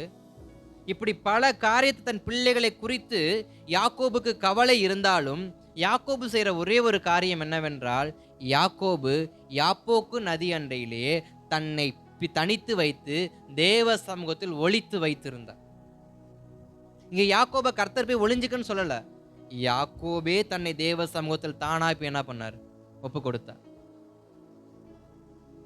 தானாய் போய் எதற்காக? எனக்குள் இருக்கிற பாரங்கள் குறைவதற்காக, எனக்கும் என் சகோதரனுக்கும் இருக்கிற விரோதங்கள் மாறுவதற்காக, எனக்கும் என்னுடைய பிள்ளைகளுக்குள் இருக்கிறதான எல்லா விதமான சூழ்நிலைகள் மாறுவதற்காக யாக்கோபே தன்னை தேவ சமூகத்தில் போய் கொஞ்ச நேரம் ஒளித்து வைத்திருந்தார். எத்தனை வரைக்கும்? ரா முழுவதும் யாக்கோபு தன்னை தேவ சமூகத்தில் ஒளித்து வைத்திருந்து ஜெபித்தபடியினால், தேவ சமூகத்தில் போராடினபடியினால், விடியற் காலையில் கர்த்தருடைய வார்த்தை வருகிறது, நீ இஸ்ரவேல் எனப்படுவாய் என்று சொல்லி. யார் கர்த்தருடைய சமூகத்துல தன்னை போய் ஒளிச்சுக்கிறாங்களோ, அவங்களுக்கு விரோதமாய் சினங்கள் எவ்வளவு எழும்பினாலும், அவன் சகோதரனுடைய சினமா இருந்தாலும், அவன் பிள்ளைகளுக்கு விரோதமாய் எழும்பின சினமாய் இருந்தாலும், அத்தனை சினங்களும் வெளியேறப்படுவதற்கு பெற்றோர் தேவ சமூகத்தில் அமர வேண்டும். அல்லேலூயா. பிள்ளைகளை குறித்து ஜெபிக்கிற தகப்பன் தாய்மார்களுக்கு சொல்ற ஒரே ஒரு வார்த்தை, உங்க பிள்ளையின் மேல ஒரு பெரிய ஸ்தோத்திர சாபம் இருக்கு, இல்ல ஒரு பெரிய சிக்கல் என் பிள்ளை சிக்கிக்கிற மாதிரி இருக்கான், இல்ல என் பிள்ளை ஒரு பெரிய காரியத்தை பண்ணிட்டு வந்துட்டான், இது என்னைக்கானாலும் வெளியில வரும், அதனால என் பிள்ளையினுடைய ஜீவனே மாட்டுன்ற அளவுக்கு சில பாரங்கள் இருக்கும் என்றால், பெற்றோர் கவனிக்க ஒரே ஒரு வார்த்தை, தேவ சமூகத்துக்கு போங்க, போய் ஒளிஞ்சுக்கங்க தேவ சமூகத்துல. பிள்ளைகள் செஞ்ச காரியத்துக்கு, நாம செஞ்ச காரியத்துக்கு தேவ சமூகத்துல ஒளிஞ்சா கர்த்தர் நம்மளை தப்புவிக்க உண்மை உள்ளவர். யாருக்கு? நம்முடைய குடும்பத்தாருக்காக தேவ சமூகத்துல யாரு உட்கார்ந்து ஒளிஞ்சுக்கிறாங்களோ அவர்களுடைய ஒப்பு கொடுத்தலை பார்த்து கர்த்தர் அவர்களை தப்புவிக்க வல்லவராய் இருக்கிறார். யாக்கோபு பொண்ணை போய் தன்னை தேவ சமூகத்துல ஒளித்து கொண்டாரு. தன் பிள்ளைகளுக்காக, தனக்காக, தான் செய்த காரியங்களுக்காக, தான் செய்த அக்கிரமங்களுக்காக தேவ சமூகத்துல ஒளிந்து கொண்டதன் விளைவு என்னவென்றால், எந்த லேவி கொடுமையின் கருவியாய் இருந்தானோ அந்த லேவியை கர்த்தர் தமது ஊழியத்துக்காக என்ன பண்ணாரு, எடுத்து பயன்படுத்தினார். யாருடைய ஜெபம்? தகப்பன் செய்த ஜெபம். யாப்போக்கு நதி அண்டையிலே தனித்திருந்து தேவ சமூகத்தில் ரா முழுவதும் போராடி ஜெபித்த தகப்பனின் ஜெபம் யாரை மாற்றிருக்கு? தன் கொடுமையின் கருவியாயிருந்த லேவியனை மாற்றி ஊழியக்காரன் என்ன பண்ணிருக்கு? கர்த்தருக்கு நேரா பிள்ளை திரும்பணுமா? தகப்பன் திரும்புங்க தேவ சமூகத்துல. தகப்பனும் தாயின் தேவ சமூகத்துக்கு திரும்புங்க, பிள்ளைய தன்னை போல கர்த்தர் கொண்டு வருவார். அதை விட்டுட்டு பிள்ளைய 2 இழுப்பு இழுத்து போய் உக்கார் ஜோமன், உக்கார் ஜோமன், பைபிள் வாசி. எப்படி வாசிக்கும் புள்ள? தகப்பன் தனித்திருக்க தெரியாவிட்டால் பிள்ளை எப்படி தனித்திருக்கும்? தகப்பனும் தாயின் தேவ சமூகத்தில் அமரலன்னா பிள்ளை எப்படி போய் அமர்ந்திருக்கும்? யாக்கோபு போய் உட்கார். யாக்கோபுக்கு யாரும் சொல்லி கொடுத்தாங்களா? யாக்கோபா போனாரு. என் குடும்பம் இப்படி இருக்க ஆண்டவரே, நான் இப்படி இருக்கேன் ஆண்டவரே, என் பிள்ளை இப்படி இருக்க ஆண்டவரே, இது எப்படி முடிய போகுதுன்னு தெரியலையா ஆண்டவரேன்னு ரா முழுவதும் போராடினா. கொடுமையின் கருவியை கர்த்தர் மாத்தினார். கொடுமையின் கருவியை கர்த்தர் மாற்றி ஊழியத்தை கொடுத்து இன்றைக்கு வரைக்கும் அந்த ஊழியன்கிறவனை கர்த்தர் வைத்துக் கொண்டே இருக்கிறார். யூதாவை தனக்கு முன்பாக கர்த்தர் புறப்பட்டு போக வைத்தார். யூதா கோத்திரத்தின் ராஜசிங்கமாய் கர்த்தரே எழும்பி வந்தார். துதிக்கிற துதி அவருடைய நாவல வைத்தார். எத்தனை காரியத்தை கர்த்தர் செஞ்சார் அவங்களுக்கு. காரணம் தகப்பனின் ஜெபம். தகப்பன் ஒளிந்து கொண்டிருந்தான். தகப்பனும் தாயும் தேவ சமூகத்தில் ஒளிந்திருப்பீர்கள் என்றால் பிள்ளைகளை கர்த்தர் பயன்படுத்துகிற விதம் ஆச்சரியமா இருக்கும். ஆச்சரியமா இருக்கும். நிச்சயமா கர்த்தர் நடத்துவார். பிள்ளைகளுக்காக மாத்திரம் இல்ல, உங்க குடும்பத்தில் இருக்கிற யாருக்காகவும் நீங்க தேவ சமூகத்தில் போய் உட்காரலாம். நீங்க உட்காந்து ஜெபியுங்க. ஒரு இரவு போராடுங்க. பல இரவுகள் கர்த்தர் நிம்மதியான வாழ்க்கையை கொடுப்பார். ஒரு இரவு போராடுங்க, சந்ததிகளை கர்த்தர் ஆசீர்வதிப்பார். யாக்கோபின் பிள்ளையை கர்த்தர் ஆசீர்வதிக்கல, யாக்கோபின் பிள்ளைகளின் பிள்ளைகளின் பிள்ளைகளின் பிள்ளைகளின் பிள்ளைகளையும் கர்த்தர் ஆசீர்வதித்தார். அந்த ஒரு ராத்திரி ஜெபத்துக்கு ஒரு ராத்திரி ஒளிஞ்சு பாருங்க தேவ சமூகத்துல, பல ராத்திரிகள் கர்த்தர் நிம்மதியான தூக்கத்தை கொடுப்பார். பல ராத்திரிகள் கர்த்தர் நம்மளை போஷிப்பார், பிள்ளைகளை காப்பாற்றுவார். தகப்பனுக்கும் தாய்க்கும் ஒரு ராத்திரி ஒளிய நேரம் இல்லைன்னா பிள்ளைகளுடைய வாழ்க்கை கேள்விக்குறியா மாறிடும். அவங்க கொடுமையின் கருவியாகவே வளர்ந்து வந்துகிட்டு இருப்பாங்க. அவங்க மற்றவர்களை கொலை செய்யத்தக்க பிள்ளைகளாகவே வளர்ந்து வந்துகிட்டு இருப்பாங்க. பிள்ளைகளின் சிந்தைகள் மாறுவதற்கு தகப்பனும் தாயும் தேவ சமூகத்தில் முறையிட்டே ஆக வேண்டும். தகப்பனும் தாயும் எந்த அளவுக்கு தேவ சமூகத்தில் ஒளிந்திருக்கிறார்களோ குடும்பம் காப்பாற்றப்படும். அல்லேலூயா. திருப்பிக் கொள்ளுங்கள், எஸ்தரின் புஸ்தகம் 4ஆம் அதிகாரம் 16வது வசனத்துல அங்க மொர்தெகாய் எஸ்தருக்கு ஒரு வார்த்தையை கற்றுக் கொடுப்பாரு. தன் ஜனம் காக்கப்பட நீ செய்ய வேண்டியது என்ன? உனக்கு கொடுத்த இந்த வேலையை நீ என்ன பண்ணு, செய். வாசிங்க. நீ இந்த காலத்தில் மௌனமாயிருந்தால் யூதருக்கு சகாயமும் ரட்சிப்பும் வேறொரு இடத்திலிருந்து எழும்பும். அப்பொழுது நீயும் உன் தகப்பன் குடும்பத்தாரும் அழிவீர்கள். நீ இப்படிப்பட்ட காலத்துக்கு உதவியாய் இருக்கும்படி உனக்கு ராஜ மேன்மை கிடைத்திருக்கலாமே யாருக்கு தெரியும் என்று சொல்ல சொன்னார். 16 நீர் போய் சூசன் அரண்மனையில் இருக்கிற யூதரையெல்லாம் கூடி வர செய்து 3 நாட்கள் அல்லும் பகலும் புசியாமலும் குடியாமலும் இருந்து எனக்காக உபவாசம் பண்ணுங்கள். நானும் என் தாதிமாரும் உபவாசம் பண்ணுவோம். இவ்விதமாக சட்டத்தை மீறி ராஜாவின் இடத்தில் பிரவேசிப்பேன். நான் செத்தாலும் சாகிறேன் என்று சொல்ல சொன்னாள். ஸ்தோத்திரம். இந்த அம்மா எங்க போறாங்க? ராஜாவின் சமூகத்தில். யாருக்காக?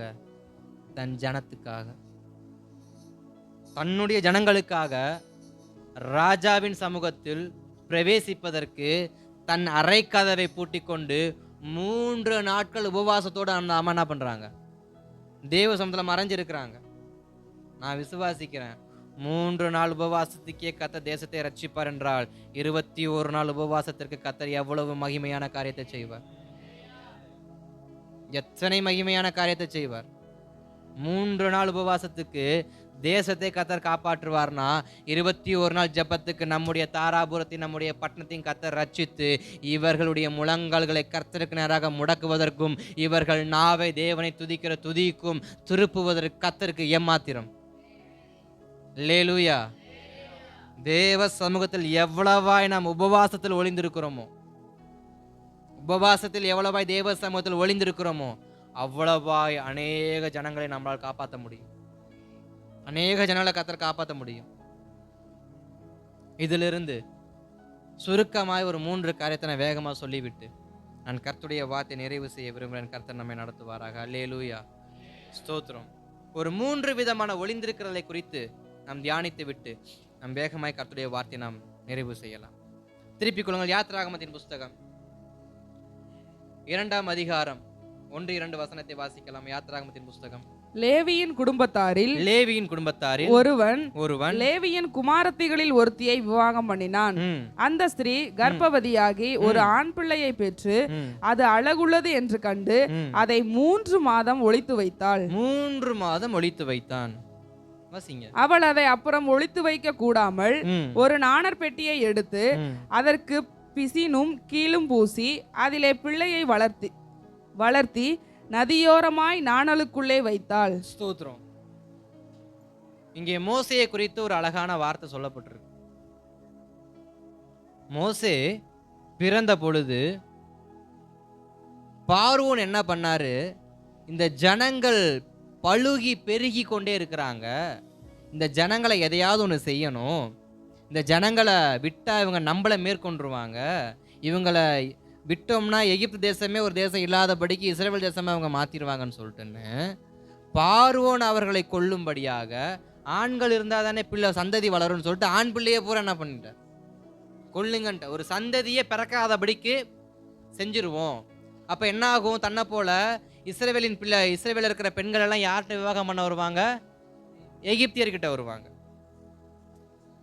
இஸ்ரவேலில் இருக்கிறதான அனைத்து ஆண் பிள்ளைகளையும் கொன்று போட்டா இவங்க அந்த பெண் பிள்ளைகளுக்கு எங்க பெண் தேட போவாங்க? எங்க வரணும்? எகிப்துகிட்ட தான் வரணும். இப்ப எகிப்துகிட்ட இவங்க பெண் கொடுத்து பெண் எடுத்தாங்கன்னா இஸ்ரவேலுங்கிற ஒரு சந்ததி என்ன ஆயிரும்? இல்லாம போயிடும். ஏன்னா இன்றைக்குமே ஒரு ஒரு காரியம் ஒன்று இருக்கு. என்னன்னா, ஆண் பிள்ளைகளுடையதான பிள்ளைகளை தான் இன்றைக்கு எல்லாரும் வாரிசு என்ன பண்றாங்க? வச்சிருக்கிறாங்க. ஒரு வீட்டில் 3 பெண் பிள்ளை பிறந்து ஒரு ஆண் பிள்ளை பிறந்தா அந்த ஆண் பிள்ளையோடையதான பிள்ளைகளை தான் தன்னுடைய பேரனாக அந்த பெற்றோர் என்ன பண்றாங்க? ஏற்றுக்கொள்றாங்க. அப்ப அதே எகிப்து தேசத்துக்குள்ள உள்ள என்ட்ரி ஆனோம்னாக்க எகிப்து தேசம் இருக்கிற ஆண் பிள்ளைகளுக்கெல்லாம் இஸ்ரவேல்ல இருக்கிற பெண் பிள்ளைகளை கட்டி கொடுத்தோம்னா யார் யாருடைய சந்ததியா மாறும்? தேவ ஜனம் எகிப்தின் சந்ததியாக என்ன பண்ணும்? மாறும்.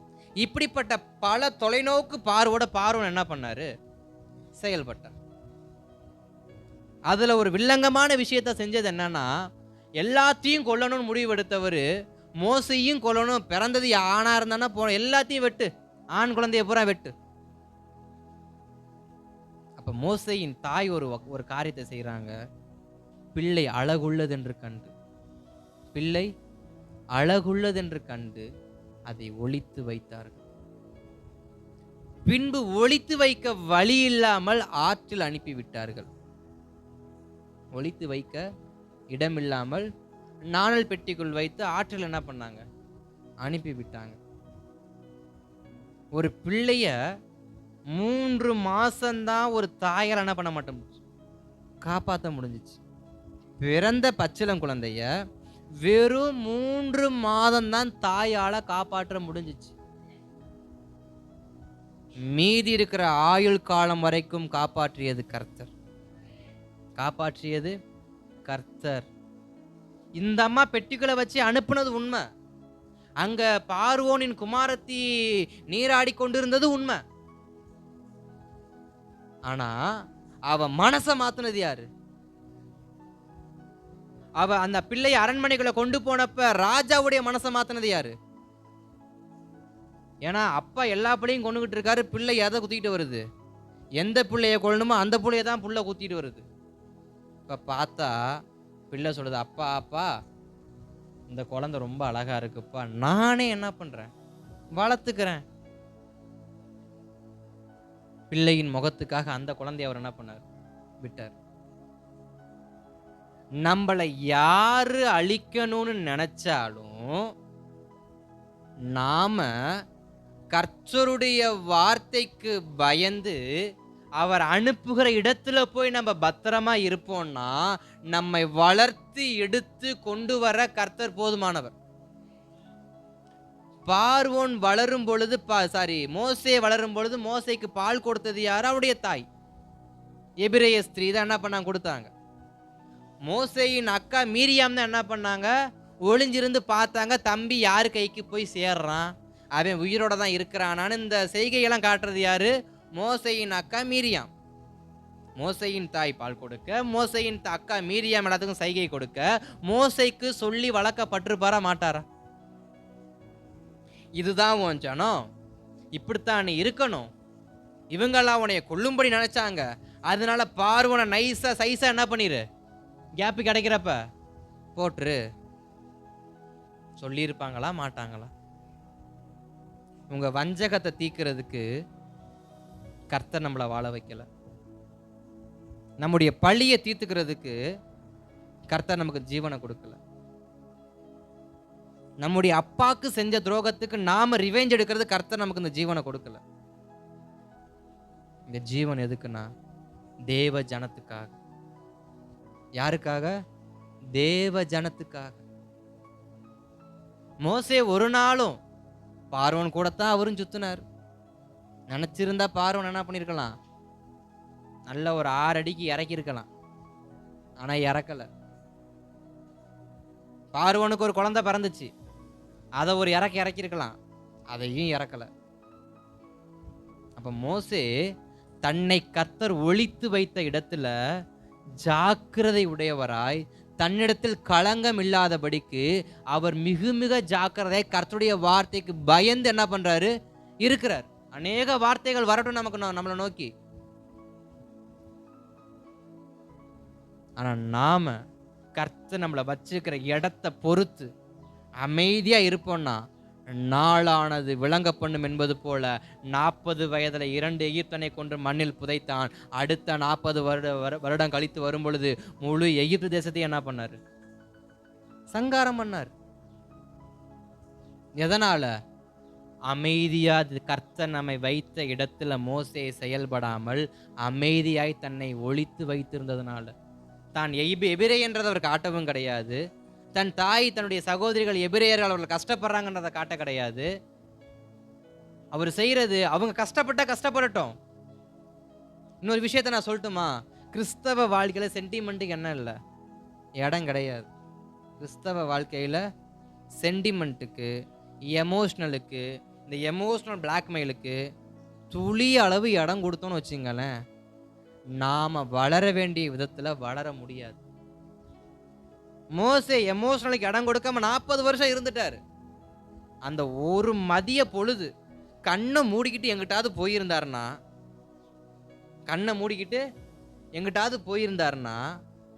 40 வருஷம் ஆடு மேய்ச்சிருக்க தேவையில்லை. சரி, இருக்கட்டும். நாமும் நம்மளை கர்த்தர் வச்சிருக்கிற இடத்துல சரியானபடி வளராம எமோஷனலுக்கு இடம் கொடுத்து, சென்டிமெண்ட்டுக்கு இடம் கொடுத்து, நண்பர்களுக்கு இடம் கொடுத்து, உறவினர்களுக்கு இடம் கொடுத்து சேர்ந்து வாழுவோம். கூடி வாழ்ந்தால் கோடி நன்மைன்னு வாழ்ந்தோம்னா தெரு கோடியில நிக்க வச்சு பிச்சை எடுக்க வச்சுட்டு போயிடுவாங்க. அதனால கர்த்தர் நமக்கு கொடுத்த இடத்துல பத்திரமா இருப்பது நமக்கு உத்தமம். அப்படி உத்தமமா இருந்தோம்னா நமக்கு வேண்டிய சகல தொழில்நுட்பத்தையும் கர்த்தர் நமக்கு கற்றுக் கொடுத்து, எவர்கள் நம்மை கொல்ல நினைத்தார்களோ அவர்களையே மேற்கொள்ள வைக்க நம் தேவன் உண்மை உள்ளவர். காரணம், அவர் சமூகத்தில் ஒளிந்திருக்கும் வரைக்கும். எவர்கள் உன்னை மேற்கொள்கிறார்களோ அவர்கள் உன் பட்சத்தில் என்ன பண்ணுவாங்க? வருவனும்னா, நம்மளை மேற்கொள்ளக்கூடிய ஜனங்கள் நம் பட்சத்தில் வரணும்னா நாம் கர்த்தர் சொன்ன இடத்துல போய் ஒளிஞ்சிருக்கணும். கர்த்தர் வளர்க்கிற வரைக்கும் ஒளிஞ்சிருக்கணும். நான் வளர்ந்துட்டேன் ஆண்டவரே, எனக்கு மீசை முளைச்சிருச்சு ஆண்டவரே, எனக்கு ரோசம் வந்துருச்சு ஆண்டவரேன்னு போகலாம். என்ன பண்ணக்கூடாது? 40 வயசு + 40 வயசு 80 வயசு வரைக்கும் கர்த்தர் மோசேய செயல்படாதபடிக்கு ஒளிச்சே வைச்சிருந்தார். காரணம், அடுத்த நடக்க போற சம்பவங்கள் மிக மிக பெரியது. கர்த்தர் நம்மளை ஒளிச்சே வச்சிருக்கிறாருன்னா அடுத்து செய்ய போற சம்பவம் பெருசு. புரியல நினைக்கிறேன் உங்களுக்கு. 40 வருஷம் 80 வருஷமா கர்த்தர் மோசையை செயல்படாம, மோசைக்கு தன்னுடைய கோலை கொடுக்காம, தன்னுடைய வார்த்தையை கொடுக்காம, தன்னுடைய அபிஷேகத்தை கொடுக்காம, தன்னுடைய முச்சடியின் தரிசனத்தை கொடுக்காம கர்த்தர் 80 வருஷமா மோசையை வச்சிருந்தது சும்மா இல்ல, ஒளிச்சு வச்சிருந்தது. அடுத்த 40 வருஷத்துல அவரை வைத்து கர்த்தர் செய்ய போற பகிரமான காரியத்துக்கு பழக்கப்படுத்தி கொண்டிருந்தார். சில இடங்களில் நம்முடைய கிருபையை பயன்படுத்த முடியாம, நம்முடைய அபிஷேகத்தை பயன்படுத்த முடியாம, நம்முடைய தாளந்துகளை பயன்படுத்த முடியாம கர்த்தர் நம்மளை ஒதுக்கி அமைதியா வைச்சிருக்கிறாருன்னா அமைதியா இருங்க. நாள் வரும், அன்றைக்கு உங்க அபிஷேகத்தை கர்த்தர் கனப்படுத்தி, அன்றைக்கு உங்களுக்கு கொடுத்த தீர்க்க தரிசனத்தை கர்த்தர் கனப்படுத்தி, அன்றைக்கு உங்க கருத்துல ஒரு கோலை கொடுத்து, தமது வார்த்தையை கொடுத்து அவர் செய்கிற காரியங்கள் பார்வோன் ராஜ்யத்தையே கதிகலங்க வைக்கும். எந்த ராஜ்யம் உங்களை அழிக்க நினைச்சோ அந்த ராஜ்யத்தை கதிகலங்க வைக்கணும்னா கர்த்தருடைய சமூகத்தில் அடங்கி உடங்கி காத்து இருக்கணும். எதுக்கும் இடம் கொடுக்க கூடாது. இன்றைக்கு நம்மளை எதிர்க்கிற பார்வோனின் ராஜ்யம் எதுவாக இருக்கு? எத்தனையோ இருக்கு. 1 2 அத்தனையும் ஜெயிப்பதற்கு செய்ய வேண்டிய ஒரே ஒரு செயல், கர்த்தர் எங்கே நம்மளை வச்சிருக்கிறாரோ அந்த இடத்துல அமைதியா இருக்கணும். கற்றுக் கொடுக்கிற காரியத்தை கற்றுக்கொண்டு அமைதியா இருக்கணும். இருந்தால் மாத்திரம் போதும். அல்லேலூயா. அடுத்து ஒரு வார்த்தையை வாசிங்க. அதே யாத்ராகமத்தின் புஸ்தகம் 12ஆம் அதிகாரம் அதன் 13வது வசனத்தை வாசிக்கலாமா? யாத்ராகமம் 12:13. நீங்கள் இருக்கும் வீடுகளில் இரத்தம் உங்களுக்காக, அந்த இரத்தம் உங்களுக்காக அடையாளமாய் இருக்கும். அந்த இரத்தத்தை நான் கண்டு உங்களை கடந்து போவேன். நான் எகிப்து தேசத்தை அழிக்கும் போது அழிக்கும் வாதை உங்களுக்குள்ளே வராதிருக்கும். ஸ்தோத்திரம். இங்க இஸ்ரவேல் ஜனங்களுக்கு இன்னொரு வார்த்தை ஆண்டவர் கொடுக்கிறார். என்ன வார்த்தைனா, இப்போ ஒரு பெரிய சங்காரத்தை நான் என்ன பண்ண போறேன், எழும்ப பண்ண போறேன். அந்த சங்காரத்துக்கு நீ தப்பிக்கணும்னா ரத்தத்துக்குள்ள என்ன பண்ணணும், ஒளிஞ்சு கொள்ளணும். எந்த ரத்தத்துக்குள்? இயேசு கிறிஸ்துவின் ரத்தத்துக்குள். யார் தங்களை ஒப்பு கொடுத்து ஒளித்து வைத்து கொள்ளுகிறார்களோ அவர்களுக்கு விரோதமாய் சங்கார தூதனே வந்தாலும் சற்று நின்று பார்த்து விட்டு அடையாளத்தை பார்த்து அவன் புறம்பே என்ன பண்ணிடுவான். கொள்ளை நோய்க்கு, பலவீனங்களுக்கு, நோய்களுக்கு, ஜீன் அடிப்படையில் வரக்கூடிய பலவீனங்களுக்கு, திடீர்னு வரக்கூடிய பலவீனங்களுக்கு நாம் தப்புவிக்கப்படணும்னா, நம்முடைய ஜீவனை மரணத்துக்கு தப்புவிக்கப்படணும்னா நம்முடைய ஜீவனை இரத்தத்துக்குள் மறைத்து கொள்ள வேண்டும். நமக்காய் சிந்தப்பட்ட இயேசு கிறிஸ்துவின் இரத்தத்துக்குள் நம்மை நாம் மறைத்து கொள்வோம் என்றால் நமக்கு முன்பாக வரக்கூடிய எந்த வாதையாக இருந்தாலும் அது நம்மை மேற்கொள்ளாது. வாதை உன் கூடாரத்தை அணுகாது, பொல்லாப்பு உனக்கு நேரிடவும் செய்யாது. யாக்கோபுக்கு விரோதமான மந்திரமும் கிடையாது, இஸ்ரவேலுக்கு விரோதமான குறி சொல்லுதலும் கிடையாது. யாருக்கு? இரத்தத்துக்குள் மறைந்திருக்கிறவர்களுக்கு. எதற்குள் மறைந்திருக்கிறவர்களுக்கு? இரத்தத்துக்குள் மறைந்திருக்கிறவர்களுக்கு. அநேகர் ரட்சிக்கப்பட்டிருக்கிறோன்றதுனால கொஞ்சம் மெதப்புல என்ன பண்றது இல்லைன்னா, கிறிஸ்துவின் இரத்தத்துக்கு தங்கள் குடும்பத்தையும் தங்களையும் தங்கள் பிள்ளைகளையும் தன் கணவனையும் தன் மனைவியும் ஒப்பு கொடுத்து ஜெபிக்கிறது இல்லை. நான் தான் ரட்சிக்கப்பட்டிருக்கேனே, கிறிஸ்து தான் என்னைய பாதுகாக்கிறாரு, அப்புறம் நான் எதுக்கு ஸ்பெஷலா ஜெபம் பண்ணணும்? அப்புறம் நான் எதுக்கு பாதுகாப்புக்காக ஜெபம் பண்ணணும்? அப்புறம் நான் ஏன் ஒப்பு கொடுத்து ஜெபம் பண்ணணும்? இப்ப இஸ்ரவேல் ஜனங்களோடு இருக்கிறது யாரு? மோசேயோடு இருக்கிறது யாரு? கர்த்தர். இப்ப தேவன் இஸ்ரவேல் ஜனங்களுக்கு சங்காரத்தை வர பண்ணாமலேயே கொண்டு போக முடியுமா? முடியாதா? கல்மலையை கொண்டு போனவருக்கு கொண்டு போக தெரியுமா? தெரியாதா? தவளை அனுப்புனவருக்கு கொண்டு போக தெரியுமா? தெரியாதா? தண்ணீரை ரத்தமா மாத்தினவருக்கு கொண்டு போக தெரியுமா? தெரியாதா? தெரிஞ்சவர் ஏன் சங்கார தூதன் வரும்போது மட்டும் ரத்தத்தை பூசுன்னு சொன்னாரு? இத்தனையும் கடந்து போக வச்சவரு மரணத்துக்கு மாத்திரம் தப்புவதற்கு என்ன சொன்னாரு? நீ மரணத்துக்கு தப்புவிக்கப்பட என் ரத்தத்தை தவிர வேற எதுலையும் உனக்கு என்ன இல்லை? பாதுகாப்பு இல்ல. போராட்டங்களுக்கு தப்புவிக்கப்படலாம், மரணத்துக்கு தப்புவிக்க யாராலையும் முடியாது. ஒருவர் மரணத்துக்கு தப்புவிக்கப்படணும்னா அவர் இயேசு கிறிஸ்துவின் ரத்தத்துக்குள் வந்தே தீர வேண்டும். வந்தால் மரணத்துக்கு தப்புவிக்கப்படலாம். எசேக்கியா என்கிறதான ஒரு ராஜா இருந்தான். அந்த ராஜாவுக்கு வியாதி, சாக போறான். ஜெபிக்கிறான் ஒரு ஜெபம், ஆண்டவரே நான் சாக போறேன், எனக்கு பிள்ளை கிடையாது, எனக்கு சந்ததி கிடையாது, ஆனா இப்படி சாகணுமான்னு சொல்லிட்டு ஜெபம் பண்றப்ப கர்த்தருடைய வார்த்தை வருது தீர்க்கதரிசி மூலமா, உனக்கு கர்த்தர் ஒரு 15 வருஷத்தை என்ன பண்றாரு? எக்ஸ்டெண்ட் பண்றாருப்பா. உனக்கு ஒரு 15 வருஷத்தை எக்ஸ்டெண்ட் பண்றாரு. நீ சந்தோஷமா என்ன பண்ணு? எது ஜீவனை அதிகரிக்குது? எது மரணத்துக்கு தப்புவிக்குது? எது ஜீவனை உண்டு பண்ணுது? கர்த்தருடைய ரத்தம், கர்த்தருடைய சமூகம். அதற்குள் வந்த எசேக்கியாவுக்கு கர்த்தர் ஜீவனை கொடுத்தார். இயேசு கிறிஸ்து கிட்ட வந்த அனைவருக்கும் கர்த்தர் ஜீவனை கொடுத்தார். 12 சிறுமிக்கு ஜீவனை கொடுத்தாரு, லாசருக்கு ஜீவனை கொடுத்தாரு, வாலிபனுக்கு ஜீவனை கொடுத்தாரு. எல்லாருக்கும் ஜீவன் வர காரணம் என்ன? இயேசு கிறிஸ்துவின் ரத்தத்துக்குள். அதற்குள் ஜீவன் உண்டு. பழைய ஏற்பாடு அப்படிதான் சொல்லப்படுகிறது. ரத்தத்தை மாத்திரம் புசிக்காத, ரத்தத்துக்குள்ள என்ன உண்டு? ஜீவன் உண்டு. இன்றைக்கும் இயேசு கிறிஸ்து சிந்தின ரத்தத்திற்கு ஜீவன் உண்டு. அந்த ஜீவன் உள்ள ரத்தத்திற்குள் யார் தங்களை மறைத்துக் கொள்கிறார்களோ அவர்கள் குடும்பத்திற்கும் பாதுகாப்பு, அவர்கள் சந்ததிகளுக்கும் பாதுகாப்பு, வாதைகளுக்கும் பொல்லாப்புகளுக்கும் விலக்கி கர்த்தர் பாதுகாக்க அவரே போதுமானவர். அப்ப என்ன செய்யணுமா? ரத்தத்துக்குள் மறைத்து கொள்ளணுமா? அல்லேலூயா, அல்லேலூயா. நம்மை நாம் இரத்தத்துக்குள் மறைத்துக் கொள்வோம் என்றார். நம்மை நாம் இரத்தத்துக்குள் மறைத்துக் கொள்வோம் என்றால் நம்மை காப்பாற்ற கர்த்தர் போதுமானவராக இருக்கிறார். அல்லேலூயா, அல்லேலூயா. கர்த்தர் நல்லவர். மூன்றாவது ஒரு காரியத்தை சொல்லி நான் வேகமா முடிக்கிறேன். திருப்பிக் கொள்ளலாம். சங்கீதங்களின் புஸ்தகம் 2ஆம் அதிகாரம் 12வது வசனம். சங்கீதம் 2:12. சங்கீதம். குமாரன் கோபம் கொள்ளாமலும் நீங்கள் வழியிலே அழியாமலும் இருக்கும்படிக்கு அவரை முத்தம் செய்யுங்கள். கொஞ்ச காலத்திலே அவருடைய கோபம் பற்றி எரியும். அவரை அண்டிக் கொள்ளுகிற யாவரும் பாக்கியவான்கள். எந்த காலத்தில்? கொஞ்ச காலத்திலே. எத்தனை காலத்துல?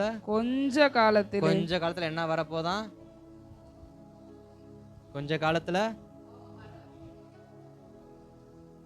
கொஞ்ச காலத்துல கோபம் வரப்போகுது. கர்த்தருடைய அக்கினி வெளிப்பட போகுது. வேதம் சொல்லுது, அக்கினிக்கு தப்புவிக்கணும்னா அவரை அண்டிக்கொள். கர்த்தருடைய கோபத்துக்கு தப்புவிக்கப்படணும்னா அவரை அண்டிக்கோ. கர்த்தரை அண்டிக்கொண்டால், அவர் சமூகத்தை அண்டிக்கொண்டால் வர இருக்கிற பொல்லாப்புகளுக்கு நம்மளை தப்புவிக்க அவர் உண்மை உள்ளவராக. ஏன்னா அதுக்கப்புறம் நம்ம வாசிக்க போகிற எல்லா வார்த்தைகளிலையும் முக்கியமாக வெளிப்படுத்தல சொல்லுகிற ஒரே ஒரு வார்த்தை என்னவென்றால் அவர் சீக்கிரமாய் வரப்போகிறார். திருப்பிக் கொள்ளுங்கள். வெளிப்படுத்தல் விசேஷம் 22ஆம் அதிகாரம் அதன் 6-7 வசனத்தை வாசிக்கலாம். வெளிப்படுத்தல் 22ஆம் அதிகாரம் அதன் 6-7. பின்பு அவர் என்னை நோக்கி இந்த வசனங்கள் உண்மையும் சத்தியமுமானவைகள் சீக்கிரமாய் சம்பவிக்க வேண்டியவைகளை தம்முடைய ஊழியக்காரருக்கு காண்பிக்கும் பொருட்டு பரிசுத்த தீர்க்கதரிசிகளின் கர்த்தராகிய தேவனானவர் தம்முடைய தூதனை அனுப்பினார். இதோ சீக்கிரமாய் வருகிறேன். இந்த புஸ்தகத்தில் உள்ள தீர்க்க தரிசன வசனங்களை கை கொள்ளுகிறவன் பாக்கியவான் என்றார். தப்புவிக்கப்படணும்னா அதற்கு மேல இருக்கிற வசனங்களை நீங்க வீட்டுல உட்காந்து பொறுமையா வாசிங்க. 22 அதிகாரத்தை முழுசா. வர இருக்கிற ஆபத்துக்கு தப்புவிக்கப்படணும்னா நாம வசனத்தை கை கொண்டு வாழணுமா. முதலாவது வர இருக்கிற ஆபத்துக்கு எப்படி தப்புவிக்கப்படணுமா? வசனத்தை கை கொள்ளும்போது, இந்த புஸ்தகத்தில் இதோ சீக்கிரமாய் வருகிறேன், இந்த புஸ்தகத்தில் உள்ள தீர்க்கதரிசன வசனங்களை கை கொள்ளுகிறவன் பாக்கியவான். வாசிக்கிறவன் அல்ல, கை கொள்ளுகிறவன், அதன்படி நடக்கிறவன் பாக்கியவான். வர இருக்கிற ஆபத்துக்கு அவன் காப்பாற்றப்படுவான். வர இருக்கிற மகா பெரிய சங்காரத்துக்கு அவன் காப்பாற்றப்படுவான். அடுத்து 12வது வசனத்தை வாசிங்க. இதோ சீக்கிரமாய் வருகிறேன். அவனவனுடைய கிரியைகளின்படி அவனவனுக்கு நான் அளிக்கும் பலன் என்னோட கூட வருகிறது. அடுத்த வார்த்தையை சொல்றாரு, நாம் செய்கிற செய்கைக்கு தக்க பலனை கர்த்தர் என்ன பண்ணுவாரு? கொடுப்பார். நாம் என்ன செய்கிறோம், எந்தெந்த காரியத்தை செய்கிறோம், எல்லா கிரியைகளுக்கும் கர்த்தர் எதை கொண்டு வராரு? பலனை கொண்டு வரார்.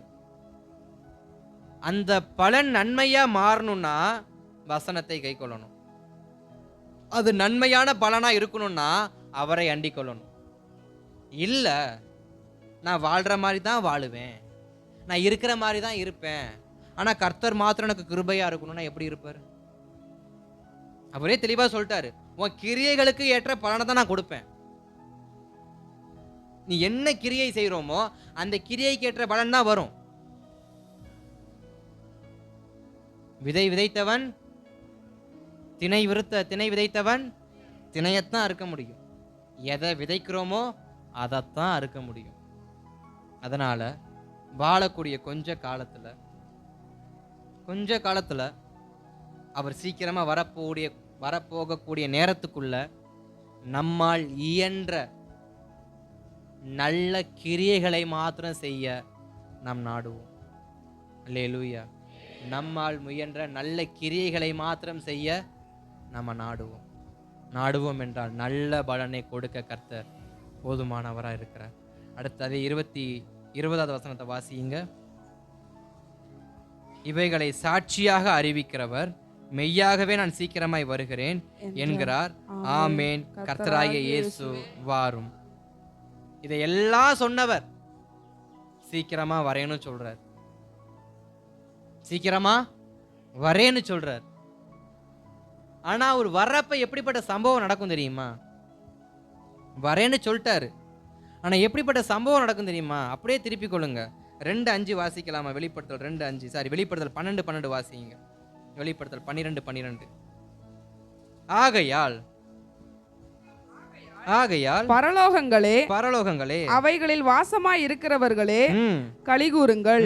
பூமியிலும் சமுத்திரத்திலும் குடியிருக்கிறவர்களே ஐயோ, பிசாசானவன் தனக்கு கொஞ்ச கால மாத்திரம் உண்டென்று அறிந்து மிகுந்த கோபம் கொண்டு உங்களிடத்தில் இறங்கினபடியால் உங்களுக்கு ஆபத்து வரும் என்று சொல்ல கேட்டேன். இயேசு சீக்கிரமா வராரு. பிசாசுக்கு கொஞ்ச காலம் தான் இருக்கு. இந்த கொஞ்ச காலத்தை அவன் பிரயோஜனமா என்ன பண்ண போறான்? பயன்படுத்த போறான். எப்படிப்பட்ட பிரயோஜனம்? யாரெல்லாம் தங்களை இயேசுவுக்குள் முழுமையாக ஒப்பு கொடுத்து வாழுகிறார்களோ அவர்கள் அத்தனை பேரையும் வழி மாற வைக்கிற வேலையை யார் பார்க்குறா? பிசாசு பார்க்குறான். நான் நல்ல பலனை கொடுத்துக்கிட்டு இருக்கிறேன், நல்ல கிரியையை செஞ்சுக்கிட்டு இருக்கிறேன், நான் பரலோகத்துக்கு போயிட்டா யாருக்கு பிரயோஜனம் இல்லை? பிசாசுக்கு பிரயோஜனம் இல்லை. அதனால இந்த கொஞ்ச காலத்தில் தனக்கு கொஞ்ச காலம் கொடுக்கப்பட்டிருக்கிறபடியினால் நம்மிடத்தில் பிசாசின் உபாய கிரியைகள் அதிகமாய் வெளிப்படும். நம்மளை பாவம் செய்ய வைக்க அதிகமாக வழி பிறக்கும், நம்மளை விழுந்து போக வைக்க அதிகமாக வழி பிறக்கும், நம்மளை வழி விலகப்பன அதிகமாக வழி பிறக்கும், கர்த்தரை விட்டு தூரமாக போக நமக்கு அதிகமாக வழி பிறக்கும். இதெல்லாம் எதுக்கு தெரியுமா? இயேசு சீக்கிரமாக வரப்போறதுனால நம்மளை பிசாசு எரிநகரத்துக்கு கொண்டு போறதுக்காக அவன் செய்கிற வேலை. நம்ம நினச்சிக்கிட்டு இருக்கிறோம் இயேசு கிருபை உள்ளவர், என்னை கழுவி பூசி கூட்டு போயிடுவார் அப்படின்னு. ஆனால் அவர் சொல்கிறாரு, நான் வர வரைக்கும் எவன் தான் ஆத்மாவை பத்திரமா காப்பாற்றிக்கிறான்னு அவனை தான் நான் என்ன பண்ணுவேன்? கூட்டிகிட்டு போவேன். பிசாசினுடைய அதன உபாய தந்திரங்களுக்கு சிக்கிக்கொண்டு ஆண்டவரே நான் என்ன பண்ணுவேன்? பிசாசினே வஞ்சிச்சிருச்சு, நான் என்ன பண்ணுவேன்? ஏவல் எனக்கு புசியை கொடுத்தான்னு காரணம் காட்டாலும் என்ன பண்ண முடியாது? பரலோகத்துக்குள்ள போக முடியாது. ஏதேனை விட்டு எப்படி கத்த இருவரையும் மிரட்டினாரோ அதே போல பரலோகத்தை விட்டு நாம் வெளியேறுவதற்கு அதிக வாய்ப்பு உண்டு. பிசாசின் கிரியைகளை நாம் அறியாமல் செயல்படுவோம் என்றார். பிசாசின் கிரியைகளை நாம் அறியாமல் இருந்தால் நாம் எங்க தான் போய் இருக்கணும்? கடைசியில போகிற இடத்த விட்டு வேற இடத்துல போய் என்ன பண்ணணும்? உக்காந்து இருக்கணும். அதே 2:5 வாசிங்க. வெளிப்படுத்தல் 2:5. ஆகையால் நீ இன்ன நிலைமையிலிருந்து விழுந்தாய் என்பதை நினைத்து மனம் திரும்பி ஆதியில் செய்த கிரிகைகளை செய்வாயாக. இல்லாவிட்டால் நான் சீக்கிரமாய் உன்னிடத்தில் வந்து நீ மனம் திரும்பாத பட்சத்தில் உன் விளக்கு தண்டை அதனிடத்தில் நின்று நீக்கி விடுவேன். ஸ்தோத்திரம். அங்க ஒரு வார்த்தையை சொன்னாரு, பிசாசு தீவிரமா கிரியை செய்யறான்னு சொல்லி. இங்க ஒரு வார்த்தையை சொல்றாரு, நீ விழுந்து போனாலும் பரவாயில்ல, மனம் திரும்பு. நீ விழுந்து போயிருந்தாலும் பரவாயில்ல, மனம் திரும்பு. அப்ப இன்றைக்கு ஒரு வார்த்தை நான் கர்த்தர் நம்ம கொடுக்கிறாரு. நாம் விழுந்து போயிருந்தாலும் நமக்கு கொஞ்ச காலம் தான் கொடுக்கப்பட்டிருக்கு. அந்த கொஞ்ச காலத்தில் கர்த்தருக்காக வாழ முடியாதபடிக்கு பிசாசனம் நம்ம இடத்துல போராடி நம்மளை பாவம் செய்ய வச்சு நம்மளை பலவீனப்படுத்தி நம்மளை ரட்சிப்பை விட்டு விலக பண்ணி இருந்தாலும் வார்த்தை வருகிறது, இப்பொழுது மனம் திரும்பினால் இப்படிப்பட்டதான ஸ்தோத்திரம் உபாய தந்திரங்களுக்கு நம்ம தப்புவிக்கப்படும். மனம் திரும்பாத பட்சத்தில் உன் விளக்கு தண்டை அதனிடத்தில் நின்று நீக்கி விடுவேன். உன் வெளிச்சம் இனி இந்த பூமியில் இல்லாதபடிக்கு மாறி. விளக்கு எதை கொடுக்கும்? வெளிச்சத்தை கொடுக்கும். அப்ப மனம் திரும்பலனா நம்முடைய வெளிச்சம் இந்த பூமியில் என்ன பண்ணாது? இருக்காது. நம்முடைய வெளிச்சம் பரலோகத்துல போய் என்ன பண்ணாது? பிரகாசிக்காது. அப்ப எங்க போகணுமா? கர்த்தருடைய மறைவுக்குள். எங்க போகணுமா? கர்த்தருடைய மறைவுக்குள். கோபம் வரப்போகுது, ஆக்கினை தீர்ப்பு வரப்போகுது. ஆனால் யார் கர்த்தருடைய மறைவுக்குள் போகிறார்களோ அவர்கள் காப்பாற்றப்படுவார்கள். ஏசாயா 10ஆம் அதிகாரத்தை திருப்பிக் கொள்ளுங்கள். ஏசாயாவின் தீர்க்க தரிசனம் 10ஆம் அதிகாரம் அதன் 25வது வசனத்தை வாசிக்கலாமா? ஆனாலும் இன்னும் கொஞ்ச காலத்துக்குள்ளே என் உக்கிரமும் அவர்களை சங்கரிக்க போகிறதினால் என் கோபமும் தீர்ந்து போம் என்று சேனைகளின் கர்த்தராகிய ஆண்டவர் சொல்லுகிறார். ஸ்தோத்திரம். கொஞ்ச காலத்துல உக்கிரம் என்ன பண்ண போகுது?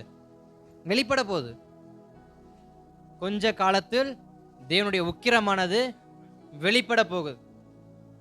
அதற்கு தப்புவிப்பதற்கு அவருக்குள் மறைந்து கொள்ள வேண்டும்.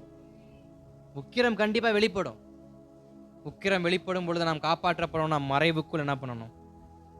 நுழைஞ்சுக்கணும். அடுத்து வாசிங்க. ஆகா 2:6 வாசிக்கலாம். ஆகா எழுதின தீர்க்க தரிசனம் 2ஆம் அதிகாரம் 6வது வசனத்தை வாசிக்கலாமா? 2:6. சேனைகளின் கர்த்தர் சொல்லுகிறார், கொஞ்ச காலத்துக்குள்ளே இன்னும் ஒரு தரம் நான் வானத்தையும் பூமியையும் சமுத்திரத்தையும் வெட்டாந்தரையும் அசைய பண்ணுவேன். அடுத்த வார்த்தை சொல்ற, இன்னும் கொஞ்ச காலம் தான் உனக்கு நான் கொடுத்திருக்கிறேன். அந்த கொஞ்ச காலத்துல வானத்தையும் பூமியையும் வெட்டாந்தரத்தையும் சமுத்திரத்தை நான் என்ன பண்ணுவேன்? ஒரு அசைவு கொடுப்பேன். அசைவு கொடுத்தா என்ன ஆகும்? வானத்தை அசைச்சா என்ன ஆகும்? பூமி அசைச்சா என்ன ஆகும்? சமுத்திரத்தை அசைச்சா என்ன ஆகும்? வெட்டாந்தரை அசைச்சா என்ன ஆகும்? 1/3 தண்ணீர் நம்ம வாழக்கூடிய தேசம். அந்த தண்ணியை கர்த்தர் அசைச்சா என்ன ஆகும்? இதுவரை நாம் கண்ட சுனாமியை விட பல மடங்கு அழிவு என்ன பண்ண முடியும்? ஒரு வரலாறு ஒன்று சொல்லப்படுது. என்ன வரலாறுன்னா, நம்முடைய தமிழ் வரலாறு தான். குமரி கண்டம்னு ஒரு மாநிலம் இருந்துச்சு. குமரி கண்டம்னு ஒரு இடம் இருந்துச்சு. தமிழகம் மாறி குமரி கண்டம்ங்கிறது ஒரு பகுதி. அந்த பகுதி எங்கன்னா கன்னியாகுமரிக்கும் இலங்கைக்கும் இடையில ஒரு பெரிய நகரமா இருந்தது. இப்ப இல்ல. என்ன சொல்றாங்கன்னா, அது பூமிக்கு அடியில புதஞ்சிருச்சு. அதாவது தண்ணிக்குள்ள என்ன ஆயிருச்சு? மூழ்கிருச்சு. இன்னமும் தண்ணிக்குள்ள ஆராய்ச்சி நடந்துகிட்டு இருக்கு. குமரி கண்டத்தை மறுபடியும் மேல என்ன பண்ணணும்? கொண்டு வரணும் அப்படின்னு. இது சிம்பிளா சொல்றேன். அது போல ஜலம் அசைஞ்சிச்சுன்னா நாம் வாழ்ந்த வீடும் என்ன பண்ணிரும்? உள்ள போய் நாளைக்கு ஒரு தொல்பொருள் ஆராய்ச்சி வந்து 2025 இப்படி ஒரு பகுதி இருந்துச்சான். அங்க ஒரு ஊழியம் இருந்துச்சான். அங்க எத்தனை பேர் வசனம் கேட்டுக்கிட்டு இருந்தாங்களாம். வசனம் கேட்கும் போதே தண்ணிக்குள்ள போயிட்டாங்களாம். இன்னமும் போனா சேருக்குள்ள பத்திரமா என்ன பண்ணிருக்காங்களாம்? உக்காந்து இருக்கிறாங்களான்னு சொல்லி ஆராய்ச்சிகள் பேசும். அதான் தேவன் சொல்றாரு, கொஞ்ச காலம்தான்ப்பா, எல்லாத்தையும் நான் என்ன பண்ண போறேன்? அசைக்க போறேன். சூரியன் கீழே விழுகும், சந்திரனும் விழுகும், நட்சத்திரங்களும் விழுகும். விழுந்தா என்ன ஆகும்? ஒரு எரிக்கல் விழுந்ததுக்கே உலகம் இன்னும் வரைக்கும் பதில் தெரியாம அலைஞ்சுக்கிட்டு இருக்கு. ஒத்த எரிக்கல் விழுந்ததுக்கே மொத்த உலகமும் வழி தெரியாம பிரிஞ்சிட்டு இருக்கு. சூரியனே விழுந்தா, சந்திரன் விழுந்தா, நட்சத்திரம் சூரியனோட பல மடங்கு பெருசுன்னு சொல்றாங்க நட்சத்திரத்தை. ஒரு நட்சத்திரம் விழுந்து எத்தனை நட்சத்திரம் இருக்கு? சூரியனாவது ஒன்று, சந்திரனாவது ஒன்று. சரி, எங்கிட்டாவது போன்னு தள்ளி விட்டுறலாம். நட்சத்திரம்லாம் விழுந்து எங்கிட்டு போறது? கர்த்தர் சொல்றாரு, பூமி வெந்து உருகி போகும். பூமி வெந்து உருகி போகும். யார் எனக்குள்ள மறைஞ்சு இருக்கிறாங்களோ அவனே காப்பாற்றப்படுவான், பரலோகத்துக்கும் எடுத்துக்கொள்ளப்படுவான். அல்லேலூயா, அல்லேலூயா. திருப்பி கொடுங்களா. மார்க் எழுதின சுவிசேஷம் 4ஆம் அதிகாரம் 17வது வசனத்தை வாசிக்கலாம். மார்க் 4:17. தங்களுக்குள்ளே வேர் கொள்ளாதபடியால் கொஞ்ச காலம் மாத்திரம் நிலைத்திருக்கிறார்கள். வசனத்து நிமித்தம் உபத்திரவமும் துன்பமும் உண்டான உடனே இடரல் அடைகிறார்கள். இவர்களே கற்பாறை நிலத்தில் விதைக்கப்பட்டவர்கள். ஸ்தோத்திரம். வேர் கொள்ளாதவர்கள், கிறிஸ்துவுக்குள் வேர் கொள்ளாதவர்கள். டைம் ஃபிக்ஸ் பண்ணிட்டார், கொஞ்ச காலம்னு ஃபிக்ஸ் பண்ணிட்டார். எவ்வளவு வேகமா கிறிஸ்துவை இந்த வேறு இறுக பற்றுதோ, எவ்வளவாய் இயேசு கிறிஸ்துவை நாம் இறுக பற்றி கொள்கிறோமோ அவ்வளவாய் காப்பாற்றப்படும். ஏன்னா வேர் மண்ணை பிடித்திருப்பது யாருக்கும் என்ன பண்ணாது? காரணம் அது மறைந்திருந்து தன்னை ஸ்தோத்திரம் மண்ணுக்குள்ள புதைத்து மண்ணினுடைய ஈர்ப்பு தன்மை அதை இழுத்துக்குது. அதுபோல நாமும் கிறிஸ்துவுக்குள் மறைந்திருந்து, தேவ சமூகத்தில் மறைந்திருந்து, ஜெபத்தில் மறைந்திருந்து, ரத்தத்துக்குள் மறைந்திருந்து அவரை இறுக பிடித்து கொள்வோம் என்றால் உபத்திரவம் வரும் பொழுதும் வியாகுலங்கள் வரும் பொழுதும் நாம் காப்பாற்றப்படும். வேர் மாத்திரம் இல்லைன்னா நாம் என்ன பண்ண முடியாது? காப்பாற்றப்பட முடியாது. கொஞ்ச காலம் வேர் பற்றி கொள்ளுங்க. கொஞ்ச காலம்தான். இயேசுவுடைய வேரை இருக்கவன் நம்ம பிடிச்சுக்குவோம். கொடியானது செடியோடு இசைந்திருப்பது போல இந்த வேரானது கிறிஸ்துவோடு இசைந்துக்கிட்டா, பிடிச்சுக்கிட்டா நம்மளை காப்பாற்ற கர்த்தர் போதுமானது. மறைஞ்சுக்கிட்டா போதுங்க, தப்புவிக்க கர்த்தர் போதுமானது. ஒளிஞ்சிருந்தா போதும். மேல மரம் நல்லா வளரணும்னா கீழே வேர் என்ன பண்ணணும்? ஒளிஞ்சிருந்து வேலை செய்யணும். நம்முடைய சந்ததி பாதுகாக்கணும்னா, நம்முடையதான ஆத்மா பரலோக ராஜ்யத்துக்குள்ள போகணும்னா, உள்ளான மனுஷன் கிறிஸ்துவுக்குள் புதிதாக்கப்பட்டு மறுரூபமாக்கப்பட்டு அவருக்குள் வேர் பற்றி அவரை இறுக பிடிச்சுக்கணும். பிடிச்சுக்கிட்டா தான் வெளியரங்கமா கிறிஸ்துவுக்காக செயல்பட முடியும். அல்லேலூயா, அல்லேலூயா, ஸ்தோத்திரம். இன்னொரு வசனத்தை வாசி. ஏசாயாவின் தீர்க்கதரிசனம் 29:17. நீங்கள் எதிர்பார்த்த வசனம் உங்களை தேடி வந்து கொண்டிருக்கிறது. நீங்கள் இதுவரைக்கும் இந்த 24 ஜெபத்தில் எதை எதிர்பார்த்தீர்களோ அந்த வசனத்தை கர்த்தர் கொடுக்கிறார். வாங்கிக் கொள்ளுங்கள். ஏசாயாவின் தீர்க்கதரிசனம் 29:17. இன்னும் கொஞ்ச காலத்தில் அல்லவோ லீபனோன் செழிப்பான வயல்வெளியாக மாறும். செழிப்பான வயல்வெளி காடாக எண்ணப்படும். அக்காலத்திலே செவிடர் புஸ்தகத்தின் வசனங்களை கேட்பார்கள். குருடரின் கண்கள் இருளுக்கும் அந்தகாரத்துக்கும் நீங்களாகி பார்வையடையும். சிறுமையானவர்கள் கர்த்தருக்குள் மிகவும் மகிழ்ந்து, மனுஷரில் எளிமையானவர்கள் இஸ்ரவேலின் பரிசுத்தருக்குள் களி கூறுவார்கள். இஸ்ரவேலின் பரிசுத்தருக்குள் களி கூறுவார்கள். அங்க வேதம் சொல்லுகிறது 17வது வசனத்துல, லீபனோன் மறுபடியும் செழிக்கும். லீபனோன் மறுபடியும் செழிக்கும். 18வது வசனம் சொல்லப்படுகிறது, புஸ்தகத்தில் வாசிக்க செவிடர்கள் கேட்கப்படுவார்கள். அவர்கள் செவிகள் என்ன பண்ணும்? கேட்கப்படும். குருடருடைய கண்கள் என்ன பண்ணும்? பார்வை அடையும். 19வது வசனம் வாசிங்க அப்படியே. சிறுமையானவர்கள் கர்த்தருக்குள் மிகவும் மகிழ்ந்து, மனுஷரில் எளிமையானவர்கள் இஸ்ரவேலின் பரிசுத்தருக்குள் களி கூறுவார்கள். எளிமையானவர்களுடைய வாழ்க்கையில மகிழ்ச்சியை கர்த்தர் என்ன பண்ணுவார்? ஆமென். கொடுப்பார். செழிப்பை கொடுக்கிறாரு, பலவீனங்களை மாத்துறாரு, களி கூற பண்ணுகிறாரு. யாருக்கு? அவருக்குள் மறைந்திருந்தவர்களுக்கு. யார் மறைஞ்சிருந்தாங்களோ அவங்களுக்கு. இன்னொரு வசனத்தை வாசிங்க, புரியும் நினைக்கிறேன். எரேமியா 51:33. பாபிலோன் குமாரத்தி மிதிக்கப்படும் களத்துக்கு சமானம். அதை போரடிக்கும் காலம் வந்தது. இன்னும் கொஞ்ச காலத்திலே அறுப்பு காலம் அதற்கு வரும் என்று இஸ்ரவேலின் தேவனாகிய சேனைகளின் கர்த்தர் சொல்லுகிறார். ஸ்தோத்திரம். இது யாருக்கு? பாபிலோன் யாரு?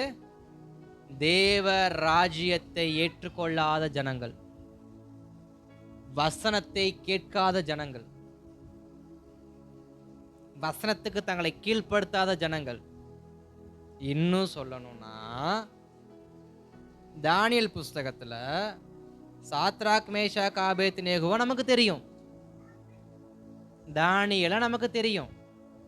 ஆனா அங்க அடிமையா போன எத்தனை வாலிபர்கள் நமக்கு தெரியாது. ஆனா 4 வாலிபர்களோ கர்த்தருக்காய் வைராக்கியமா இருந்தார்கள். யார் ஒருவர் அந்நிய தேசத்திலும் பாபிலோன் தேசத்திலும் கர்த்தருக்கு வைராக்கியமா இருக்கிறார்களோ அவர்கள் காப்பாற்றப்படுவார்கள். 10ஓடு 1 11ஆக ஊரோடு ஒத்து வாழக்கூடிய அத்தனை பேருக்கும் அறுப்பு காலத்தை கர்த்தர் வச்சிருக்கிறார். யாருக்கு அறுப்பு காலத்தை வச்சிருக்கிறாரு? உலகத்தோடு ஒத்த வேஷம் தரித்து வாழ்ந்து கொண்டிருக்கிற அத்தனை பேருக்கும் அறுப்பு காலம் ஒன்று உண்டு. ஆனா அந்த அறுப்பு காலம் யாருக்கு கிடையாது? வசனத்துக்கு மறைந்திருக்கிறவங்களுக்கு, கிறிஸ்துவுக்கு உண்மையா மறைஞ்சிருக்கிறவங்களுக்கு சினம் புறப்படும் பொழுது தன்னை ஒழித்து கொண்ட அத்தனை பேரையும் கர்த்தர் காப்பாற்றும். சினம் கடந்து வரப்போறது நிச்சயம். பூமி அழிய போறது நிச்சயம். வானம் முருகி போறது நிச்சயம். நாம் காண்கிற சகோதரர்கள் காணாமல் போறது நிச்சயம். நாம் சேர்த்து வச்சிருக்க சொத்து இல்லாமல் போறது நிச்சயம். நம்முடைய ஆஸ்தி ஐஸ்வர்யம் அம்புட்டும் ஒண்ணுமில்லாம போறது நிச்சயம். ஆனால் ஒன்று நிச்சயம், ஆத்துமா கர்த்தருக்குள் மறைந்திருக்கும் என்றால் அது மாத்திரம் அழியாமல் பரலோகத்துக்கு போகும். எது பரலோகத்துக்கு போகும்? மாமிசம் அல்ல, ஆத்துமா. எதை சேர்க்கணும்? எதை ஜாக்கிரதையா பார்த்துக்கணும்? வீட்டையா? பீரோக்குள்ள இருக்கிற 1,00,000 பணத்தையா? இல்லை 10 பவுன் நகையவா? இல்லை ஒரு காடு பத்திரத்தையா? இல்லை ஒரு வீடு பத்திரத்தையா? எவ்வளவு பத்திரமா அதை பூட்டுறோம்? ஒரு வீடு, அதுக்குள்ள ஒரு ரூமு, அதுக்குள்ள ஒரு பீரோ, அதுக்குள்ள ஒரு லாக்கரு, அதுக்குள்ள நம்முடைய பொருள். அந்த வெத்து பேப்பருக்கு ஒரு லாக்கர் பூட்டு, ஒரு பீரோ பூட்டு, ஒரு ரூம் பூட்டு, ஒரு வீட்டு பூட்டு. வேதம் சொல்லுகிறது, அநேக காவலோட இருதயத்தை என்ன பண்ண பூட்டி காத்துக்கன்னு சொல்லுது. ஆனா எதை நம்ம காத்துக்கிட்டு இருக்கிறோம்? அழிந்து போகிற பொருளை. எதை காத்துக்கிட்டு இருக்கிறோம்? அழிந்து போற பொருளை. காக்க வேண்டியது எது? அழியாத ஆத்துமாவை. கொஞ்ச காலம் ஆத்துமாவை மறைச்சு கொள்ளுங்க, கர்த்தருக்குள்ள மறைச்சு கொள்ளுங்க. இந்த 21 நாள் உபவாச ஜெபம் எதற்குனா, யார் தங்களை கர்த்தருக்குள் மறைத்து கொள்கிறார்களோ அவர்கள் வர இருக்கும் சம்பவங்களுக்கு தப்புவிக்கப்படுவாங்க. நம்முடைய வாழ்க்கையில அநேக நாட்கள் கர்த்தருடைய சமூகத்தில் போய் மறைஞ்சுக்கங்க. இரவு நேரத்துல, பகல் நேரத்துல, நேரம் கிடைக்கிற போய் மறைஞ்சு உக்காந்துக்குங்க. உலகம் பேசினா பேசிட்டு போட்டோம். ஆத்துமா பரலோகத்துக்கு போறது நம்ம கையில தாங்க இருக்கு. நான் உங்களை கூட்டு போக முடியாது. நான் உங்களை வழி மட்டும்தான் நடத்த முடியும். பரலோகத்துக்கு வரதும் வராதும் உங்க கையில தான் இருக்கு. சொல்லி கொடுக்க தான் முடியும். கையை பிடிச்சி கூட்டு போக அதிகாரத்தை கர்த்தர் எனக்கு கொடுக்கல. கொடுத்துருந்தா நான் தாராளமா கூட்டு போயிருவேன். ஆனா அதிகாரத்தை கர்த்தர் எனக்கு கொடுக்கல. அவன் ஆத்மாவுக்கு அவனவனே உத்தரவாதின்ட்டாரு. யார் அவரவர்கள் ஆத்மாவை தேவ ராஜ்யத்துக்குள்ள, பரலோக ராஜ்யத்துக்குள் பிரவேசிப்பதற்கு இன்றைக்கு இந்த பூலோகத்துக்குள்ள ஜெபத்தின் அரை கதவை பூட்டி தன்னை காத்து ஒளித்து கொள்ளுகிறார்களோ அவர்களையே கர்த்தர் காப்பாற்ற உண்மை உள்ளவரா இருக்கிறார். நாம் வாசித்த அத்தனை வசனங்களும் ஒன்று பஞ்சகாலமா இருக்கும், இல்லை வெயில் காலமா இருக்கும், இல்லை சாபம் நிறைஞ்ச காலமா இருக்கும், இல்லை ஒண்ணுமே கிடைக்காத காலமா இருக்கும், இல்லை பூமி அழிய போற எல்லாமே அழிவை குறித்து தான் கர்த்தருடைய வார்த்தை வந்துச்சு. ஆனா அழிவில் காப்பாற்றப்பட மறைந்திருக்கணும். அழிவுக்குள் ஒருவன் காப்பாற்றப்படணும்னா அவன் உன்னதமானவரின் மறைவுக்குள் இருக்கணும். அவனே சர்வ வல்லவருடைய நிழலில் தங்கப்படுவான். அவரை தம் சிறகுகளாலே அவனை மூடுவார். அவனை வாதை அணுகாது, அவனை பொல்லாப்பு நேரிடாது. அவனுக்கு மறைவான கன்னிகை விரிக்கப்பட்ட வலைகளுக்கு அவன் என்ன பண்ணுவான்? தப்புவிக்கப்படுவான். சிங்கத்தின் மேலும் பாம்பின் மேலும் நடப்பான். வலு சர்ப்பத்தையும் மிதிப்பான். அவன் வாஞ்சையா இருக்கிறபடியினால், அவன் தேவ சமூகத்தில் தன்னை மறைத்து வாஞ்சையா இருக்கிறபடியினால் அவனை மாத்திரம் விடுவித்து பரலோகத்துக்குள் கொண்டு போவேன். இருவர் படுத்திருப்பார்கள், ஒருவர் எடுத்துக்கொள்ளப்படுவார்கள். இருவர் எந்திரம் மறிப்பார்கள், ஒருவர் எடுத்துக்கொள்ளப்படுவார்கள். இருவர் வேலை செய்வார்கள், ஒருவர் எடுத்துக்கொள்ளப்படுவார்கள். காரணம் என்ன? எவன் ஒருவன் தன் ஆத்துமாவை கிறிஸ்துவுக்குள் மறைத்துக் கொள்கிறானோ அவனைவே கர்த்தர் எடுத்துக்கொள்வார். மறைஞ்சுக்கோங்க. இப்ப மறைஞ்சது மாத்திரமல்ல, இனி வரக்கூடிய நாட்கள் மறைஞ்சே வாழுங்க கிறிஸ்துவுக்குள்ள. பாஸ்ட் கண்ணுக்கு மறைஞ்சு வாழ தெரியுதுல்ல? பாஸ்ட் கண்ணுக்கு மறைஞ்சு வர தெரியுதுல்ல? இயேசுநாதர் கண்ணுக்கு அல்வா கொடுத்துட்டு மறைஞ்சு வாழ தெரியுதுல்ல? இந்த 4 செவத்துல இருக்க யாரும் பார்க்கணும் மறைஞ்சு வாழ தெரியுதுல்ல? அதே போல இனி வரக்கூடிய நாட்கள்ல பாவத்துக்கு மறைஞ்சு வாழுங்க, உலகத்துக்கு மறைஞ்சு வாழுங்க. உலகத்துக்கு மறையணும்னா தேவ சமூகத்துக்கு தான் போகணும். தேவ சமூகத்துக்கு மறையணும்னா உலகத்துக்குள்ள போகணும். இதான் வழி, ரெண்டே வழி. உலகத்துக்கு மறையணும்னா தேவ சமூகத்துக்குள்ள போங்க, இல்லைன்னா தேவ சமூகத்துக்கு மறையணும்னா உலகத்துக்குள்ள போங்க. ஆனால் உலகம் வெந்து அழிஞ்சு போகும். இந்த உலகம் வெந்து அழிஞ்சு உருகி போயிடும். அதனால் அங்கே போகிறத விட இங்கிட்டு போகிறது நல்லது. தேவ சமூகம் என்றைக்கும் அழியாது, தேவ சமூகம் என்றைக்கும் உருகாது, தேவ சமூகம் என்றைக்கு யாரையும் ஏமாத்தாது, தேவ சமூகம் என்றைக்கு யாரையும் பட்டினி போடாது. இதுக்கு வேதம் சாட்சி, வேத மனிதர்கள் சாட்சி, இன்றைக்கு ஊழியம் செய்து கொண்டிருக்கிற நாங்கள் அத்தனை பேரும் சாட்சி. வேதம் மறைந்து கொள்ளுகிறவனை காப்பாற்றும், பஞ்ச காலத்தில் போஷிக்கும், கொள்ளை நோய்க்கு தப்புவிக்கும், அக்கினிக்கு தப்புவிக்கும், ஸ்தோத்திரம், சூறாவளிக்கும், அது பேர் என்ன வறுமையா பொண்ணு ஜலப்பிரயத்துக்கு பேர் என்ன வச்சிருக்காங்க, சுனாமி, எல்லாத்துக்கும் தப்புவிக்கப்பட ஒரே விதி, ஒரே வழி, கர்த்தருடைய சமூகம். மறைஞ்சுக்கோங்க, கர்த்தர் காப்பாற்றுவா. அல்லேலூயா. அப்படியே ஜெபிக்கலாமா? அப்படியே பந்திக்கு ஆயத்தப்படுங்க, அப்படியே முழங்கால் படிக்கிடுங்க. அப்படியே ஜெபத்தோடு நம்ம பந்திக்கு என்ன பண்ணலாம்? ஆயத்தமாகலாம். அல்லேலூயா, அல்லேலூயா, அல்லேலூயா. ஷதர ஹந்தர